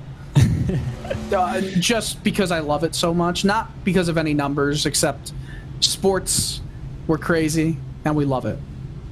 Yeah, I always say Nashville's a good one to go to. So maybe that is on the list, especially actually next year, because IndyCar's having their final race of the season, aren't they? This is true. That might be one on the bucket list, but certainly a lot of racing to be had in America in this league, all the way from now until May. But there's still potentially a lot of racing this evening and a lot of restarts. I think I've lost count. This is caution number 4, number 5 so far. as he goes for another restart. Broström, though, still holding the lead, as he has done for most of the 105 laps that we've had so far. Of course, cautions filling this middle part of the race. We potentially have a pit stop left, but we'll have to see how many cautions, how much fuel saving everyone to do, as everyone pit with about 60 laps to go. So they need to save 10 laps or so. We come to the restart zone once again, as the number 71 machine will take the green flag for another time this race at Kansas Speedway. The Polski Logistics 350 gets underway once again, as it is the 81 and the 95 on that second row, trying to work together as the teammates continue their run and their charge towards the front. Charge towards the front going on. Linus Broström still leading the way. He'll be at Phoenix for the last race of the NASCAR season this year. Lots of fun to see him there, but lots of action going on right behind him. Single file, for the most part, back into the top 5, but there are some challenges from Anton Oman trying to go around the outside. It's starting to get scary again. These drivers know that time is running out, that cautions are part of the tale of the tape in this race today, and we will see a little bit of a slide and some contact into the wall, and do they save it? I think they do on that back straight. Oh my word, we haven't got another caution, but they need to get back on the racing line. There might be more contact there, but it seems like they've all gotten away with that one. The 78 machine moving all over the place, needs to get their car back in control, and they do somehow as we come across the line inside the final 40 laps, and we almost went to a probably 6th caution of the day. As we go back towards the front, Broström leading, Blixton second place of that number 95 machine, and the top 4 really starting to pull away. That was a wild situation right there. August Johansson gained 5 spots, I think, from that whole mess. So big winner there. Gonna send Arlton into the wall, though. Big caution. Oh, no. Oh, more drivers coming in. Hopefully no more contact. I think they all managed to get through just about. The 24 and the 84 at least involved in that one. Cars have been over the grass, you can see as well. But that is huge contact for the 24. They're going to try and drive backwards maybe to the pit entry to try and get with that one. Let's see. Coming into 3 and 4, we got the 007 high as it stands, coming down low. The 24 is going to come up a little bit, make contact, hard impact in the wall. The 85 as well, nowhere to go. Further contact, maybe no. Everyone did escape that one. Just 3 cars involved. Oh boy, 24 has been involved in a lot of incidents today, but that one's going to, I would assume, just completely lose it for Arlton right there. Oh, that's a huge hit for Tony Ovanen. Yeah, that was basically no time to react at all. You could hear he did sort of lift off brake just a little bit, but at that point not much you can do. So the laps start counting down, but Dylan, we do have a timed race situation fast approaching us. Maybe we don't get all the lap count with all these cautions. Yeah, 21 minutes 20 seconds left, so we're getting close. If we get another couple caution periods, that we are not finishing in the lap counter. It was going so well. But this is actually going to help the fuel saving situation, because if we, because A, all of the cautions, and B, if we have say 5, 6, 7 laps less than the lap count, then that's going to help everyone as well. So I think we're going to be seeing everyone's. It adds more question marks as well, but the tyres will be a lot worn by that point as well. It's certainly going to be a tricky race to the end, and as we've only been going green flag 1 or 2 laps every time so far, the order at the front is staying largely the same, so this is working out quite nicely, at least for the top 3 of the 71, the 95 and the 81, who have been in that top 3 for a while now. This potentially makes any decision that there is to head down into the pits even more risky, even riskier, because you do that and there's another caution, well, the time just keeps going down and you won't even get to use the new gear that you got on that car, the new tires, any damage you got repaired. So it's a very tricky situation right now. What do you do? It's risky, but it could also be rewarding to come down in the pits if there are more instances like that. Even though we've had a lot of trouble, I'm impressed with this field's ability to stay on the lead lap. The cautions have definitely helped that, but you know, there's a lot of resiliency here throughout this lineup, throughout this order. A lot of cars who have been involved in incidents have come back out on the track and are being competitive. Now, there are no fast repairs in this league, so that means these drivers need to go with what they've got and fix what they can to keep going in this race. I think we're going to go back to green flag racing with 33 laps to go. Now, if we do, that's probably a 16, probably a 16 and a half minute race to the end if we go green the rest of the way. It's gonna be tight though. I mean, this is a minute 20 each lap under caution. I mean, we could see one caution just kind of take away the chance of ending this race under, green flag conditions. And I just saw the 24 coming out of the pit lane, trying to stay at least on that lap, trying to get some repairs in. That was a huge hit, wasn't it, as well, for some of those cars. The pace truck lights out, I think it is, so drivers going side by side, getting themselves for another restart. Dylan, how many laps, if you're a betting man, how many laps do you think we're going to get this time? This is why I'm not a betting man. I don't know. I'll be honest. I feel like I'd like to think that these drivers will see just how chaotic it's been and trying to get a handle on themselves, because they know the lap counter might turn into the stopwatch quickly. But you got to go based on what we've been seeing. We've been seeing a lot of wrecks, and some drivers who have been involved in those wrecks and brought out those cautions are still on the lead lap and still racing for good positions. They're still there. They're still in this race, so they might not be done wrecking. Can I give a quick shout out to Lucas Halmarin? He did not qualify. He started last place. He's in 11th. That is very good, yeah, to be fair. Just keeping it in there and doing a good job in the 021 machine. We're going to come to 33 laps remaining as we hit the restart zone once again for about the 5th time this race. Broström will be leading away at a restart, and once again he does a great job with that. The 95 and the 81, the teammates there trying to work together as such to control the top 5 just coming in behind. But Linus takes it away once again. The Polski Logistics 350 gets underway as we go green flag. If we stay green to the end, we should go on the lap count, but another caution will take it to a timed race. Yeah, it would take it to a timed race right now. They spread out into 3-2 wide. A little bit of a chop in the nose there to take the air off the front of cars running in the top 5. But so far, so good. That's one green flag lap, 32 to go. That's also 48 miles left at this 1.5 mile oval. Arnoldson, by the way, who was competing for the win in this race earlier on, involved in a bunch of incidents, goes down pit lane. He's going to be more than a lap down.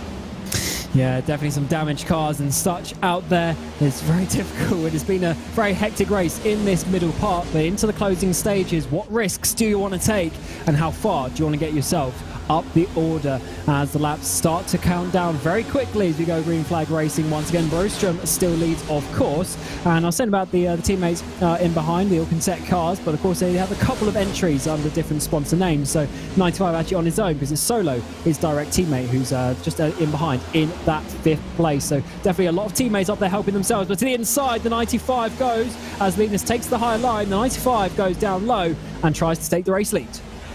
I would be surprised. I mean, there are a lot of competitors who are fast and can win this race, but I feel like if I put my money on one of the drivers, it's got to be either Broström or Blix. They've been fast in this race. A slider from Blix. He's got to keep that out of the wall. He almost slid back into the right rear quarter panel of Broström, and he allows some competitors to get right in behind, sporting very, very similar paint schemes all there. Awesome racing here at Kansas Speedway. The racing and the action tonight has been awesome when we've been going green flag racing. The different lines you can take, the attacks, the defensive maneuvers that we have seen have been awesome so far. with 29 to go, we're definitely seeing a battle for the ages potentially between these two up towards the front. But Linus is still holding on. I don't know if he's got enough speed at this moment in time. The 95 is looking fast, goes to the inside down the back stretch. Can he get up the inside of turn 3? He does, but this time he needs to hold it down low, not let the 71 come back around the outside of turn 4. Very difficult to do so, but I think 95 might just have enough this time to hold on. Let's see into turn 1. No, does not at all. And the 81 is catching up quickly. The more these two fight side by side, the easier it'll be for drivers coming behind. Look at this slide job. He's going to have to back out of it, though, and Brostrom's going to keep the lead. Now, the big thing you got to remember, it's kind of like dirt racing on an oval. Slide jobs. You go down low, you better clear the guy up high, because if not, they've got all the momentum and you're going to lose time, especially with the 81 and the 42 right on your heels, right in behind. They're quick too. You got to worry about them. Yeah, they certainly are, and the difficulty is they've got Linus has got 4 teammates or sister teammates in behind him as well, so they can sort of work together a bit potentially a bit later on in the race. Although we did see the 95 and the 13 almost make huge contact coming to the end of the Daytona race just 2 weeks ago. As the battling continues once again, it looks like the 95 hasn't been able to find the run. Linus Rostrom and the 71 doing a good job as it stands. Surprised to see the 81 and the 42 there not trying to make moves in behind, but maybe they're waiting for an opportunity a bit later in the race. Big runs up top. A little bit of a swap over. Brostrom's not going to have the momentum down the backstretch here. Eric Blixt will have that run, but stays in behind, goes to the middle line. I like it. Going to try and make it work. 95 goes slightly lower once again. The 81 just sitting there very calmly in that second place. As we're seeing is that Orman and Scotland having a battle for 6th place in the background as well. Remember, all of these points are going to count as ever, so it's not just the lead to focus on. It's the ones lower down in the championship, because yeah, basically every point will matter when we get especially to that playoff standings at the end of the regular season. The 95 once again goes for half a look down the inside. 71 cutting him off, but they're on the low line, so you've got to be careful. Get a bit of a worse exit than 81 might at some point get a run. 81 is right there. I mean, Michael Hovledison is fast, and the 42 of Anton Ullman, he's right there too. I feel like the top 5, including Daniel Salo, I mean, this is a competitive bunch of guys. A very competitive bunch of drivers. There's smoke up in front. A lap car trying to keep himself down on the apron. Not sure who that was. I think it was the 24 that we saw in the earlier wreck. Just trying to get to the end of the race at this point with a heavily damaged car. Unfortunately, just keeping it out of the way. These cars staying, actually, the top sort of 6 cars have stayed in their single file formation. No overtakes on the past 3 or 4 laps or so. Maybe just saving themselves at this point. Remember, the fuel number, we don't know how close it's going to be. We have had about 3 or 4 cautions since the last pit stop, but they did have to save about 10 laps of fuel, at least under green flag conditions, which is a lot of saving. And as ever, the tyres will be getting worn very much in the last few laps. So maybe this is a saving sort of 5 or 10 laps before pushing again to the end. Yeah, probably a little bit. Remember what we were talking about, just trying to keep those tires cooled down. This is going to be a fun last 21 or so. Certainly is. Big fight as well. This could be some championship battles opening themselves up. So at what point do you want to sort of over risk it as such and try and go for that extra position for the sake of ruining at least the next few races in the championship? We're starting to get top 3 breakaway now, as Solo can't quite keep up with these top 3, as in behind them there's loads of battles. Orman is actually getting past Scotland, has actually dropped down a few places. The 83 machine is now into that 9th place. Nyholm and Oman, not Orman, have got past inside that top 7. I feel like if at this moment you're not, in the top 3, you're going to be fast. You're going to have speed. But if this stays green, the top 3 has just been fast the entire way around. So hopefully we see some green flag racing until the end. But, stranger things tend to happen when we say anything about yellow flags on RaceSpotTV. I'm really impressed with Vlittison's run right now. He's staying right there, and he's not burning up his stuff that I think Brostrom and Blixt are doing. So who knows? Maybe he's got the stuff at the end. Maybe, and you're very correct on that. Brostrom's been moving up and down the track, doing everything, looking in the mirrors. Of course, there's won multiple races in this league, but still, yeah, definitely burning a little bit more tired that way. The 95 and the 81 stay on that high line. The 71 keeps it down low. Obviously, different momentums that will be, as we're slightly 3 wide in the background as well, so definitely loads of battles going. Let's have a look at Linus. Does he look calm? I think he does. Coming through turns 3 and 4. Doesn't seem to be stressed out too much. A bit of a deadpan face. He definitely looks like he's sort of knows what he's doing to the end of this race. I look like that usually, and that's also when I'm in the wall too. I don't always look like I know what I'm doing, because I really just don't know what I'm doing. So he does. He's first. And it's working out, at least in the meantime. For 4th place, Ericsson's got past Solo on that past lap as well. Oh, actually, I say that. They're battling once again for that that 4th place, I should say. Got Ullman just in behind, so it's a 3-way battle for this 4th position as the 37 leads it. 18 laps to go here at Kansas. We're inside 9 minutes as well, so we're looking good to finish on lap count by a few seconds should it stay green to the end. But with how much aggression these drivers are doing right now, let's see if that lasts. Well, we've got 16 laps to go next time by. 16 laps, 30 seconds, around 8 minutes or so. Yeah, that's I'm just trying to make sure the calculator was right, Never trust commentators' maths, but I think I can divide that by half. Let's see. No. 17 to go. 16 to go, I should say. 8.5 minutes left. We go caution, which means we'll be finishing the race under the time situation. And this is a big call now as well, with how much, obviously, laps get shortened, how much fuel saving you're going to need to do, because you don't oversave and lose a position. It looks like maybe that's the number 4 machine. Let's get a replay, Dylan. Yeah, there was a little bit of netcode, at least on my end. The orange-black car, the 82, comes up a little bit. 49 comes down a little bit. They do touch the 4. She's just an innocent bystander. And unfortunately, that's a pretty solid day for her. That's ruined right there, of course. 49 of Kenneth Tier. We've seen a lot of him in this race. That's day over with that engine damage there. And one thing, of course, we do have in this series is the overtime. We have 3 opportunities of that if time allows. But I'd assume, as it's going to be a time race, that means we're never going to get to that overtime situation. So potentially finish under caution is my assumption from that one. Which means for basically this top 3, it might actually work out if we stay at caution. Also means that everyone coming into the pits right now, what you doing there?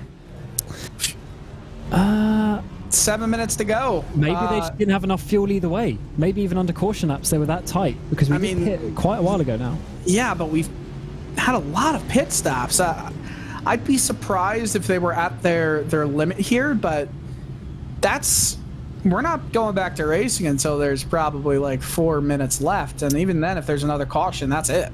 But maybe if you're in the last 10 drivers and then you pit anyway, maybe you could find some justification that to get final few positions at the end. But certainly an interesting strategy as we're inside the final 6.5 minutes. We're saying it's about 1 minute 20 or so per lap, so we should still get maybe sort of 8 laps or so of green flag if we go all the way to the end after this caution. Let's see, there is Linus on screen, the 71 Bright Esports driver. He's not even having his hands on the wheel down the straight, and he looks like he's thinking how he wants to attack this potential final bit of the race. There's no way that we're gonna finish this race under green flag conditions, because everyone's gonna go for it.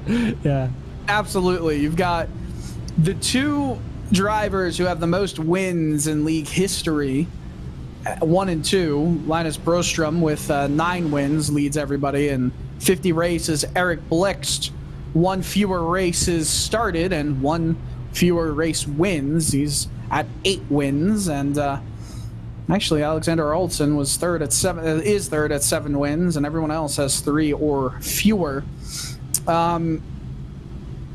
This is a very interesting, kind of look, and this is all in the oval series as well.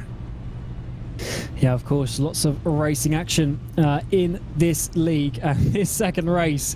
The Bohlin Svenska Eracingligan for 23-24 season is, of course, being a very interesting one. We're looking at the Team Chevys earlier, but look at all those Fords coming back in this final third of the race. I can't believe we're almost in 2024. It's scary. It is scary. Yeah. Time is absolutely flying by already. The 6th season of this league as we come into the final 5 minutes now as the laps start to go down. Is that lights out? Yes, it is. So everyone going into their 2x2 formation will have about 3.5 minutes or so of action. So maybe about 7 laps, maybe 8 laps we'll sneak into by the end of this race. It's going to be a huge dash to the end. And Dylan, you predict we're not going to stay green? I predict that everyone who pitted is going to be really mad at themselves because this race is going to be over. I don't even think we're going to get more than 2 laps of green flag racing. I would be happily surprised, but these drivers have to make every move. Like the next incident anywhere, the next lap, the next corner is the last time you're going to go by it each race. That puts the desperation mode on high now. Yeah, that's true. If we do finish under caution, that of course means the next caution ends the race as there won't be enough time to get back going. It's going to be a all-aggressive final restart to this race. Kansas Speedway has been an awesome venue for this second round of the Bohlin Svenska Eracingligan as the Polish Polska Logistics 350 gets underway once more. Broström, for about the 7th time tonight, will take the restart and hopefully for him will be leading the way as we go green flag for the final time this evening. Just a couple of minutes to go in this race, and now all the gloves are off. The 95 and the 81 side by side they have been ever on these restarts, but of course now this is your opportunity to make the moves.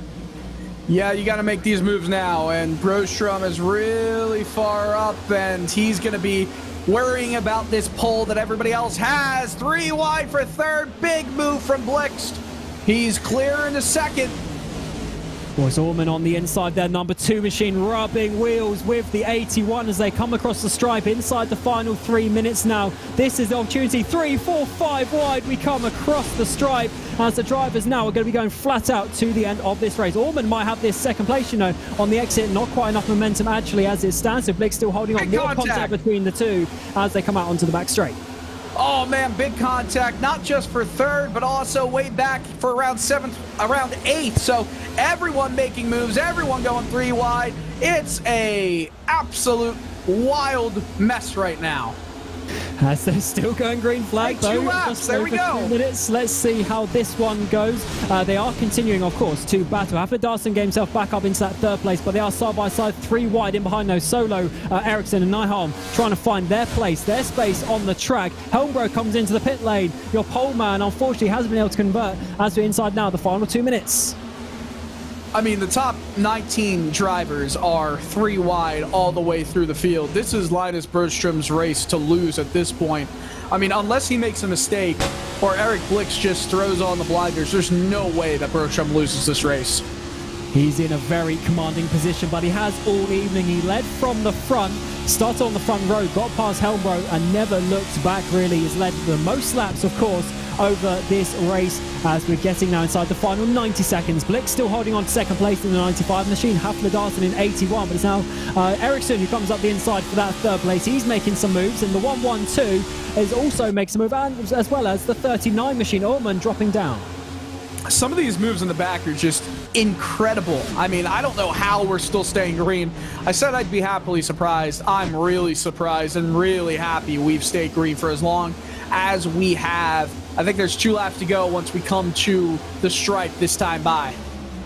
Getting close as Ericsson gets up into 2nd place. Orman is starting to drop down as well as we still have 32 cars going in this race. How many are going to get to the finish though? All gloves are off as we come across the line once more. 3 wide across the stripe with 35 seconds to go. We're starting to see Ericsson actually catching down Broström. Ericsson's had a run of form here with just a lap and a half to go. He just shot out of a cannon. I spoke way too soon. Broström is in danger right now.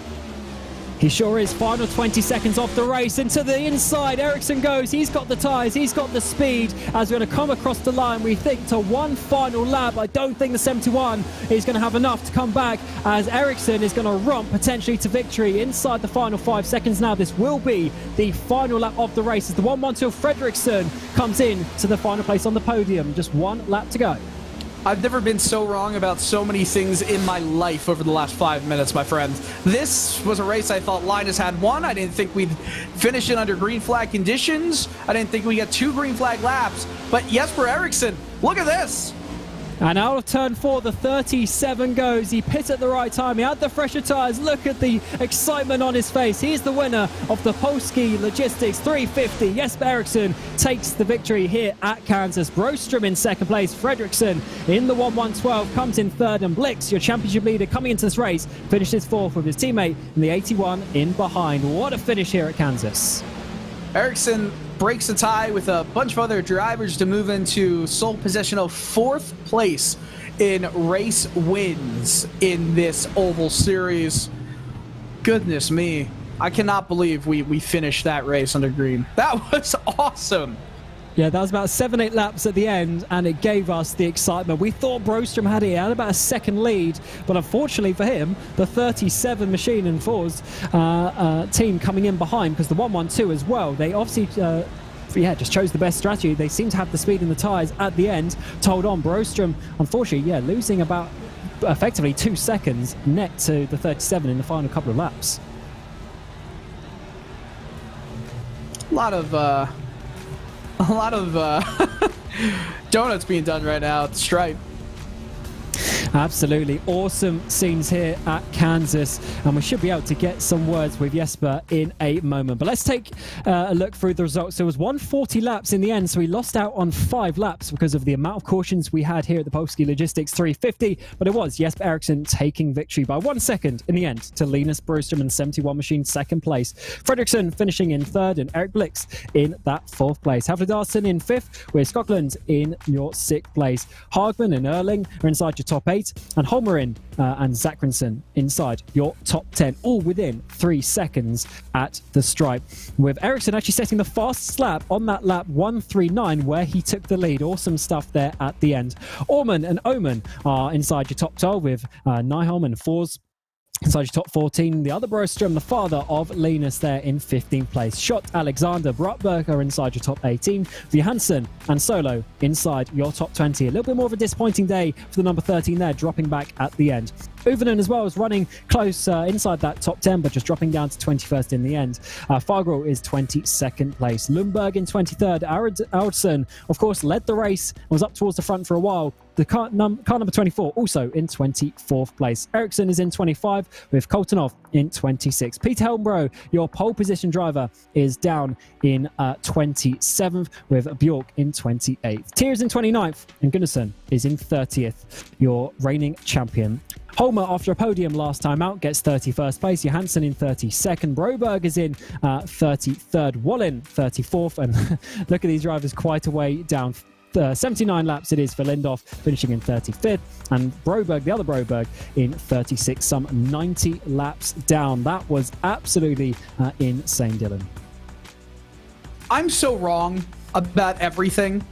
I said not only what I was talking about being wrong on that final lap, I said if you pitted on that last caution, you were making the wrong move. Jesper Eriksson pitted on that last caution. I guess he's in now. What happened? 14th on the last restart? I mean, man, that was incredible. I love the fact that we saw you make that strategy move. I thought you were so wrong for doing that. You feel a little bit happy it stayed green the rest of the way? Oh man, when I came, we were gonna go onto the pits. I was like, "This is smartest thing ever. There's 50 laps left. We got this." And then I was like, "No, there's 6 minutes left." And I just felt so bad for like forcing the other drivers to come pit as well. And I felt so bad. And then it was like, no cautions, no cautions, no cautions. But damn, I have never pushed a cup car so hard as I did these last laps, and man, I'm happy that I pit, even though I feel so bad that I pit. That's it. So you pitted without it being. You thought that it was okay. So I'm right at least with that one. You proved me wrong with so much on that last stint, but just you set the fastest lap of the race on the second to last lap when you did make that move on Linus. That was just so exciting. You shot out of a cannon. Did you think there was even a shot of it staying green the rest of the way? Oh God, no. Knowing this series and knowing how everyone here is a sore loser, included, like, even though we are good losers, everyone is sore loser, even when there's a late restart. And oh man, nobody wanted to give up the fight, and I just knew this is gonna be a caution, half a lap in, but it stayed green miraculously. I have the stars aligned finally. Well, that is awesome, man. Hey, second race of the year. Do you feel like, this is just going to shoot your potential season forward for the rest of the next, 18 races is there to go until we're in Homestead? I won this race last season. It was the second race of season. And man, from that on, I just felt so good throughout the whole season. Hopefully we'll keep it up with the stage win also, and hopefully I get 9 stage wins like last season too this season. So we shall see. Awesome, man. Well, hey, congrats on the win. You can see the excitement and kind of bewilderment. Had no idea he would have the chance right there. Jesper Eriksson, everyone. Thank you very much, guys. And next, we'll bring in Linus Broström of the 71 machine. Of course, Linus, you led so many restarts there, but at the end, just unfortunately not enough tyre there with Eriksson. He had the new tyres, pitted on that final caution, and yeah, must be a disappointing day, but also a confidence-boosting one because you had so much speed today. Yeah, I didn't think going into this race that I was going to have a chance to win, so to be up front this much obviously feels great, and then towards the end, I was just hoping for one more yellow. That's all I needed because that would have ended the race, obviously. But now we got to race it out, and Jesper made the right call being a bit back in the pack. I don't even know which position he pitted from, but when he showed up with his tires, there was nothing I could do. There was like 6th or 7/10 of a second difference in lap time. So I could just try and run the high line and hope that he couldn't make it stick. But yeah, but still coming out with a second place, some stage points. Knowing that I can actually save tires better than some people, which I haven't done for a long time, feels pretty good. So still, like you said, a confidence booster for the rest of the season. And you're talking about the high line there. You were, well, especially the 95 behind you in the sort of final third of the race. I mean, you were defending so hard. You were going the high line, the low line. Yeah, I mean, he even got past you at one point, but then you managed to slide back past. Just how intense was that battle with the 95? Well, I wanted to go low as much as possible to not use up too much of my tires, and then whenever he got close, I just run the top or let him have the top and get a run. And then when he comes underneath me, I'll just take the top line in the next corner and go around him again. That's what's so great about this track. It can run literally everywhere. Then when he finally managed to clear me, I thought I was going to back up to him, try and get a run down the hill and cross him over. And thankfully, he moved up pretty early and almost had to check up. So I just dove it to the inside, and I don't know how close I was to pushing into him, but I thought I was going to kill both of us there because I was just pushing, and I don't know how I managed to keep it away from him. But I think that was the move that kept me up front because I knew that if I let the lead go to him, they have 3 or 4 cars up there. They're going to be control of the restarts, and I'm going to lose the race on that. So it was very important because the second the caution comes out, I need to be ahead of him again, so I couldn't even let him lead a whole straightaway. I had to get right back past him to have a chance to win. It worked out, but unfortunately, two laps too many in the end with Jesper coming on the fresh tires. So he must have done a great job racing up through the field there at the end. Yeah, unfortunately, that does happen in this form of racing, of course, as you know. But how do you think you can put together a championship charge? You're looking really strong. So have some of your teammates involved up towards the front there. But it's going to be a big battle with the Orkentech cars. Yeah, it definitely is. They had a great season last year. Now they've got another great driver in there, so there's 6 of them that can all compete for wins, so that's going to be really tough. And when they work together, it's not very easy to beat them, but just got to save tires and be smart and make your moves early. Just I don't really know. Just take it as it goes, I guess, and hope that I can be in the playoffs. I know I'm probably going to be in the playoffs in the end, but I hope that I can get to the final 5 and have another chance at a championship. Yeah, absolutely. So we wish you good luck with that, and thanks for coming to talk to us. Thank you so much. Next, we got Eric, of course, from the number 95 machine. And Eric, you had such an awesome battle there with Linus in the second half of that race. Unfortunately, not quite enough at the end to challenge for the race victory. But just tell us of that battle, though, because it was awesome to watch from our side. Yeah, I mean, we just saw that the race timer was ticking down and knew that if there's going to be one more caution, then whoever's in front is going to win. So we just put it all on trying to pass Linus. Unfortunately, that meant we had no tires left at the end. But yeah, that's our chance we had to take to win. Yeah, do you think there's anything different that you could have done? Because you did actually get ahead at one point, but unfortunately you just slid up high too much and Linus got you back. But was there anywhere else you think you could have done to try and get that position? Linus had most trouble in T1 and 2, so that's probably where I would have tried the same thing, but I brought a little bit too much speed to the middle and slid up too early, and unfortunately Haflidason and Elman were a little bit too far back, so they couldn't bump me up to speed there on the outside again.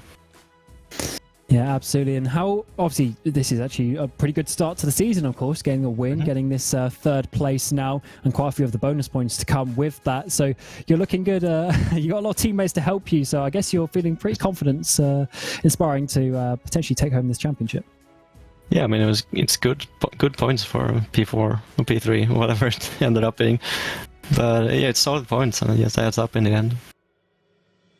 Yeah, absolutely. So we wish you luck for the rest of the season. Hopefully speak to you soon. Yeah, thanks. So Dylan, that concludes the interviews. But what a race that was. It was certainly an action-packed race. We had a load of cautions there in the middle, but we did end under green flags. So I would like to say that that's the end, but we actually, Eric finished 4th. Oscar Fredriksson beat him on the last lap. I think we should pull him in real quick. Oh yeah, he is. Oh, I didn't see his name. He is sitting there, and yeah, we will get him. Oscar, of course, the 1-1-12 machine driver, having an awesome finish to the end there, pitting under that last caution. Just tell us how hard you had to push in those final few laps to get up onto the podium. Yeah, that was really fun. We were kind of debating there on this last caution, me and Jesper, like if we pit for tires here and this goes green, we will just be able to drive through the field. And as soon as we came out of the pits, we were like, okay, this is probably a mistake. There will be another yellow and the race will end on time. But it went green, and we were able to just drive past everybody, like 3 wide, 4 wide, everywhere. And was really close to catching Linus there on the final lap, but he held on. But really happy with a third place today. Yeah, so Jesper was saying that was he almost at one point thought it was the bad choice to pit, but I guess in the end it was the right call. So I guess that just proves you have to be very open with your strategy in this series. Oh yeah, and I agreed with him.